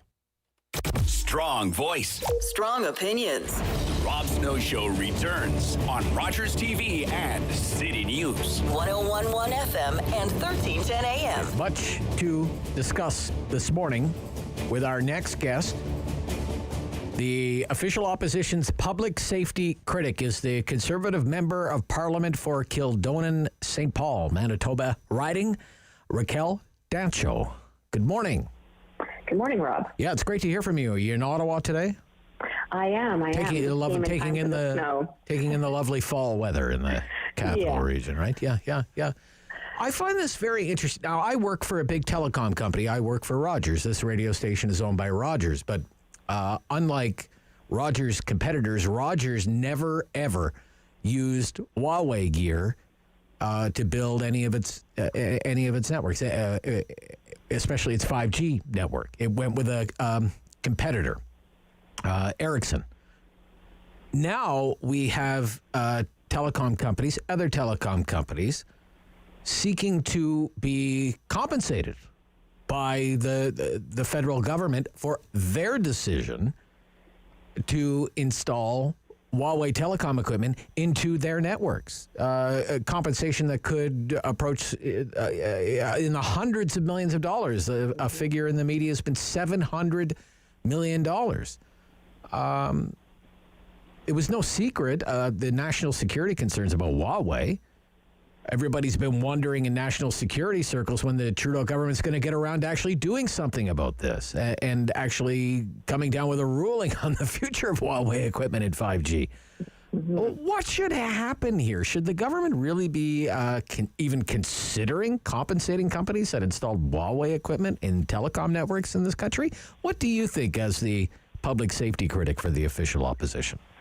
I think what we're seeing here, Rob, is a result of incredible indecision on part of the Liberal government to take decisive action, as our allies have, on Huawei. This issue has been simmering for a number of years. Security experts, our allied countries, even the House of Commons, we've called on the Liberal government to ban Huawei from our infrastructure, and yet they have not. They sort of hemmed and hawed for 3 years, and now we're seeing that, unfortunately, these telecommunication companies have spent upwards of $1 billion on this infrastructure and are coming to the Liberal government saying, hey, if you're banning this, we need compensation. From our perspective in the Conservative caucus, that is unacceptable. Canadian taxpayers should not have to pay for indecision from this government and for telecommunication companies purchasing equipment that has, by every indication, had warnings from national security experts that we should not be investing in this technology in Canada. So we're very disappointed with the Liberals for their indecision, and we absolutely do not believe that Canadian taxpayers should be subsidizing this. Yeah. Indecision is being diplomatic. I mean, it's been 4 or 5 years. And our allies have already made it very clear, the Five Eyes have made it clear what direction they're going in. And they basically warned us, you should not install that equipment. Or you could be on the outside looking in when it comes to the Five Eyes. It's amazing that it's taken this long. Right, it's hurting our relationships with those Five Eyes. Again, that's the United States, Australia, the UK, New Zealand. We're completely offside with our allied nations, and it's making us look bad. And now it may cost the taxpayers, so we're saying no to that compensation ask and asking the government to be, well, exactly as you said, more decisive, is to put it politely. Okay. So in addition to this, and this is kind of late-breaking news this morning, we have this resignation now of our ambassador to China, Dominic Barton. So we have to go look for another ambassador on this file. He says, I was hired, I was giving my marching orders. They were to help free the two Michaels, and that is done. So my job is done. And we thank him for a job done in helping to free whatever role he played in helping to free the two Michaels. Do you think the search for a new ambassador to China could complicate this Huawei file? You know, I think the Trudeau government has been weak on China. We still don't have a China policy. It's been years. We've gone through many different diplomats and advisors to China, and we're seeing a relationship that's very much deteriorated. There's been calls for Canada to boycott the Olympics. And so I think if we're going to have someone new in that role, they're going to have a clear indication, a clear plan from the Trudeau government, a new China policy. And we're not seeing, again, we're seeing indecision, a lack of agility from this Liberal government to adapt to this changing relationship and the tough calls that need to be made. And it's getting increasingly frustrating for Canadians that want strength on this. And that's where Huawei and other things come in. Again, it's indecision after indecision, and then now it may cost taxpayers $1 billion, and that's frankly unacceptable. Okay, there are reports that the Biden administration is going to announce a diplomatic boycott of the Beijing Games, meaning politicians won't go to Beijing. It's a symbolic thing. That doesn't punish athletes. It means politicians won't go to the games, but they're not competing. What is the opinion of the official opposition? Should Canada follow the Americans' lead here with a diplomatic boycott? What's the feeling of the opposition? We feel we need to take a strong stance and to show China that we're not going to allow the mistreatment of the Uyghurs, for example, and many of their other human rights abuses to go forward. We've seen recent news of the WTA, the Women's Tennis Association, taking a very strong stand. So we're seeing countries and organizations around the world stand up to China and their mistreatment and human rights abuses. And Erin O'Toole has long called for Justin Trudeau to be strong on China and to bring forward a China policy that puts the national interest of Canada first, and we have yet to see that leadership. Okay. Let's turn to the situation with the international borders in light of the news that broke a little more than a week ago about the Omicron variant, which is now spreading around the world. There is some debate about the efficacy of travel restrictions. What is your opinion of the Trudeau government's handling of this over the last week or so?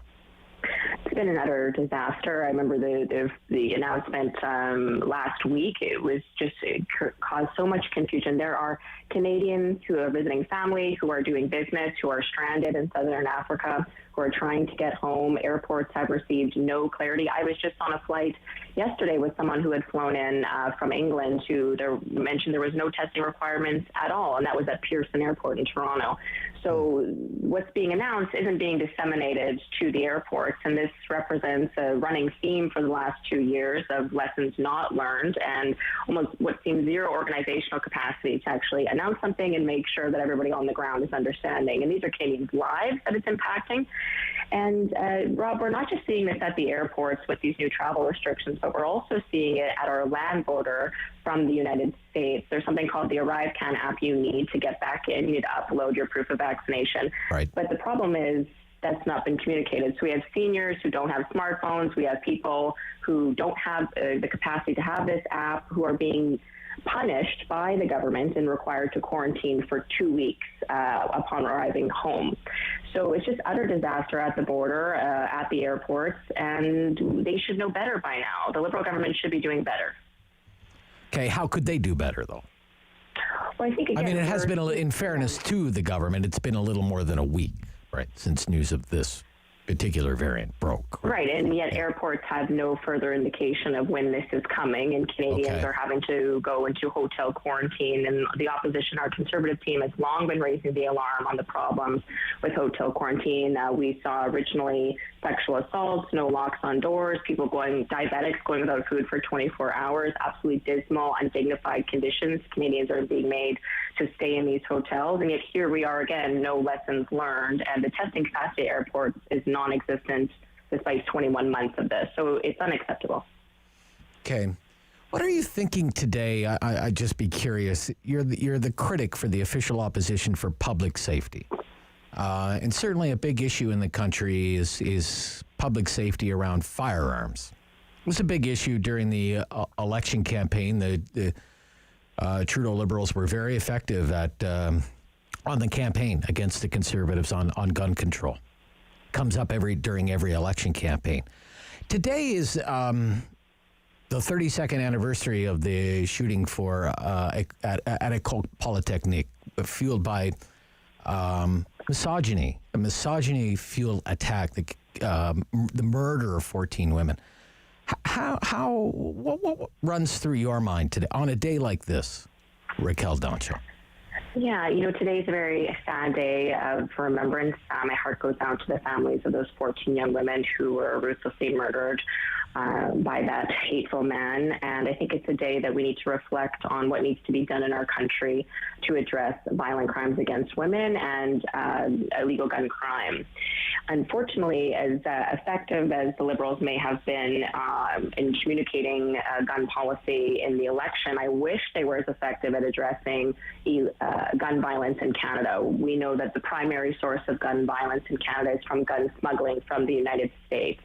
And yet there's very little being done to address the root of that issue and to stop that gun smuggling across the border. We know that gangs in Toronto and Montreal are responsible for a tremendous amount of violence, and yet that's just going on. And in fact, 5 of the last 6 years, we've seen violent crime go up under this Liberal government's watch. So it's very disappointing to see them take this strong stance and yet do nothing effective to address the violent crime in Canada, and that's certainly an issue that I'm seized with. Okay. Thank you so much for your time. Yeah, thank you, Rob. It's greatly appreciated. Raquel Dancho, Conservative Member of Parliament, represents a Manitoba area riding, the public safety critic for the official opposition, the Conservative Party of Canada. 11:44 Money Monday with Peter Fraser from Cardinal Planning and Manulife Securities. Talk about your financial plan. Perfect time to be thinking about a financial plan with the new year coming up. This is City News.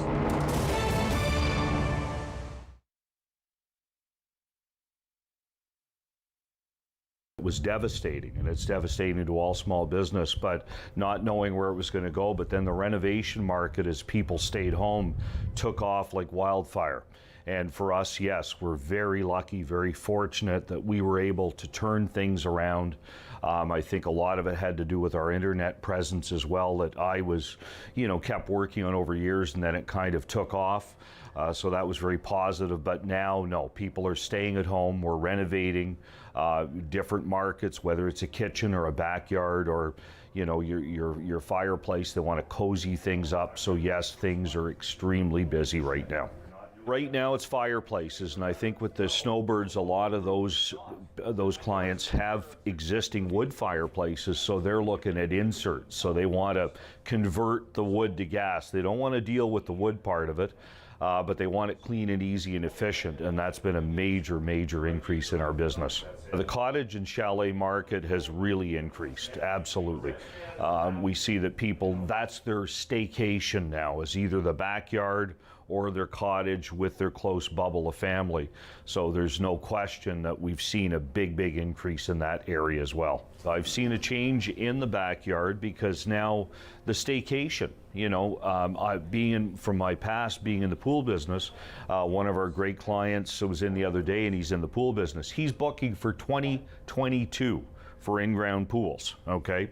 So I think what's happened now is that's brought everybody back home, and I think maybe down the road, maybe 3, 4, 5 years from now, we're still gonna see people spending time in their backyards and staying home more. The barbecue area, really, we call it the backyard. So you walk out of your house into a backyard, and it kind of looks like that with the fencing and the sky and things like that. So that is just our fun room. It's just, there's a lot of cool gadgets there that has to do with dealing with charcoal and wood pellet barbecues. To go online, you're going to find, you just Google, romantic fireplaces will come up. The one nice thing about our work is that when the Google reviews and the Google pictures are phenomenal. We're uploading stuff every day. I have at least 1,000 jobs, real jobs that you can take a look at, either on the Google pictures on the drive, or if you go to our website at romanticfireplaces.com and click on our work, that's where we used to load lots of them up, but there's lots of pictures there too. But the great thing about that is they're real. There's testimonials there about people talking about our team. And our team here is unique to everybody else. It's two small teams, but these fellas work for me. They're our guys. So when they go into your home, they care as much about your house as you do. The world is changing. So keep up with Rob. The Rob Snow Show returns on Rogers TV and City News, 101.1 FM and 1310 AM. It's a Money Monday. Peter Fraser is back, financial planner with Cardinal Planning and Manulife Securities here in Ottawa. And every Monday we talk about money and financial planning. Good morning, Peter. Hi, Rob. How are you? I'm great. How are you? Good, thank you. Wonderful, wonderful. So let's talk about a financial plan, because, this is a time people are starting to think resolutions, right? Resolutions. Gotta... whatever it is, lose weight, exercise, quit smoking, drink less, whatever, and manage my money better is probably right up there on the list of things that people resolve to do a better job of in the new year. Right. So let's dig a little bit more into actually what goes into a financial plan, Peter. Good question.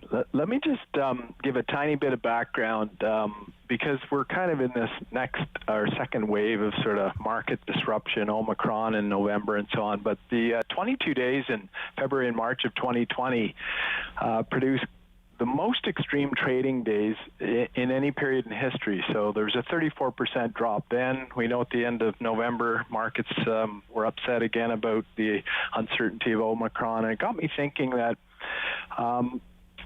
one of the antidotes for this type of, or one of the best protective devices for this type of increasing our tolerance in these times is a financial plan. There's some really interesting studies around the process that point to the benefits. But to your question, what do you do to get through to a financial plan? There are 2 or 3 things that I think are worth resolving to investigate in the new year. If you're thinking that you're not a planner currently and you might like to move from the not yet planning cohort to the planning cohort, here are a couple of things you want to do. Obviously, we've talked about deciding that you might want one. I found it to be helpful to interview 1 or 2 people who hold out a shingle as a financial planner. And often you can ask a trusted friend who that is, who their recommendation might be. You can check on professional sites for certified financial planners in your area. Right. You can obviously take a look at their track record and history, ask for references. I'd ask to see an example of the financial plan that they intend to create for you. Okay. I would ask them to provide what are their terms of engagement. There should be some rules of the road. What is their process? What are their expectations of you? What should your expectations of them be? And very important is you want to begin to ask yourself, is this somebody that I can work with and trust and be comfortable and transparent with in a relationship? Because you're going to be dealing with the exchange of some very personal stuff. Yeah. It is a very trusting relationship, right? I want to ask you one thing. What is the professional designation that people should look for in a financial planner? Well, Well, one of the largest CFP, ones, right? CFP. Yeah, most widely recognized in Canada is the Certified Financial Planner designation. So those candidates, those successful qualifiers have to undergo a fairly rigorous course of study and annual recertification so that they are in a cohort that offers the best-in-class process and results in a written financial planning process for retail customers. Okay, so what are the ingredients? Let's say I've done my research. I've found the financial planner for me, and we're going to come up with a plan. What are the ingredients of a good plan? How would I know a good plan if I saw one? Well, I think overall you want to say that a good plan should help you make the best use of your money. So, whether you're sending your kids to school, whether you're buying a larger home, whether you're leaving a legacy, or your plan is to enjoy a comfortable retirement, a good plan should include and improve details around each of those objectives. So you're going to need to save and invest towards some of those ends. You're going to need to do some tax planning, some preparation, the incorporation of some legal work. So a good plan, I think, should really help you make the very best use of your money for the stage in life that you find yourself at now. Okay. What should people expect when they choose to work with someone who's going to build their financial plan? What should my expectations be? Well, I think you should expect to see a written, goals-based, and personally tailored document that is really reflective of what you say is important about your money now. Okay. I think you should expect a process. So, we talked about that earlier, but how do they create this plan? What steps will we be going through to evaluate its success? What happens when bad things happen that we weren't expecting? How are those to be handled in a plan? And ultimately, it's about both the numbers and the dreams, your goals and your milestones that represent what's really important to you about your money at this time of your life. Okay. How does it work? Let's say I hire a financial planner. How does it work? Is it is a person on retainer? Is it a fee for service? Is it they bill me by the hour? How does that usually work? Great question. I think you should ask how the person who's proposing to work for you is intending on getting paid. Yeah. There are people who bill by the hour. There are people who engage in what's called fee for service. So sometimes there are fees that are generated on an investment portfolio that certain models incorporate into their compensation. And so there is no one size fits all, but that's my fifth point in the process is that you really want to know how this person gets compensated for the work you're intending to hire them for. Okay.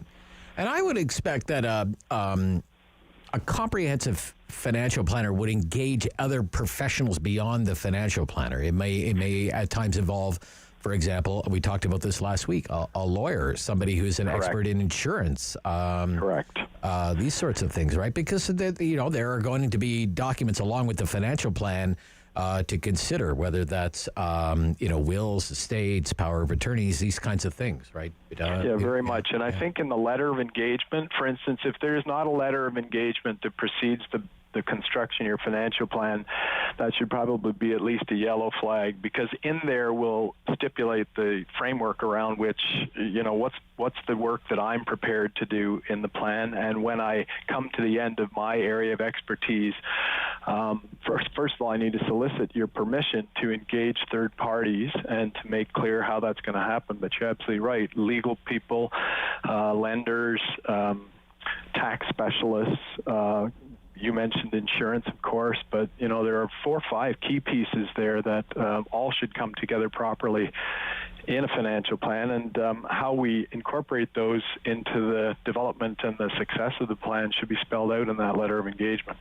All right. Where would you direct someone who may have questions and say looking for some more information, Peter, where can we find it? Well, you can Google 3 little letters, CFP, and then put your region of the province or the city in there, and that will at least get you started with the background to the certified financial planner. And it'll give you 2 or 3 people in your neighborhood or in your area, and you can begin there. What's your website? Well, they can go to cardinalplanning.ca, of course. I'm going to post a study there too, Rob, just to close, but this is just out, but a pretty exhaustive study on the behavior associated with that COVID crash in 2020. And it really strongly shows that working with advisors and a planning process was particularly valuable during that period of high financial market uncertainty. So if we're making a New Year's resolution to take better care of ourselves in this area, and if the kind of markets that we're seeing persist, which I suspect they will, then a financial plan as a bedrock, not a chore, but really as something that drives a significant benefit is really a great first step. Thank you, Peter, for this morning. Great advice. Thanks, Rob. Yeah, Peter Fraser, Money Monday. He's with Cardinal Planning and Manulife Securities. I'm back tomorrow at 9 o'clock. The noon news, everything you need to know in the city. Coming right up, and then the Sam LaPrade Show here on City News. The Rob Snow Show. Weekdays 9 to noon on Rogers TV and City News. 101.1 FM and 1310 AM. Number 1 for local news in Ottawa and the Valley.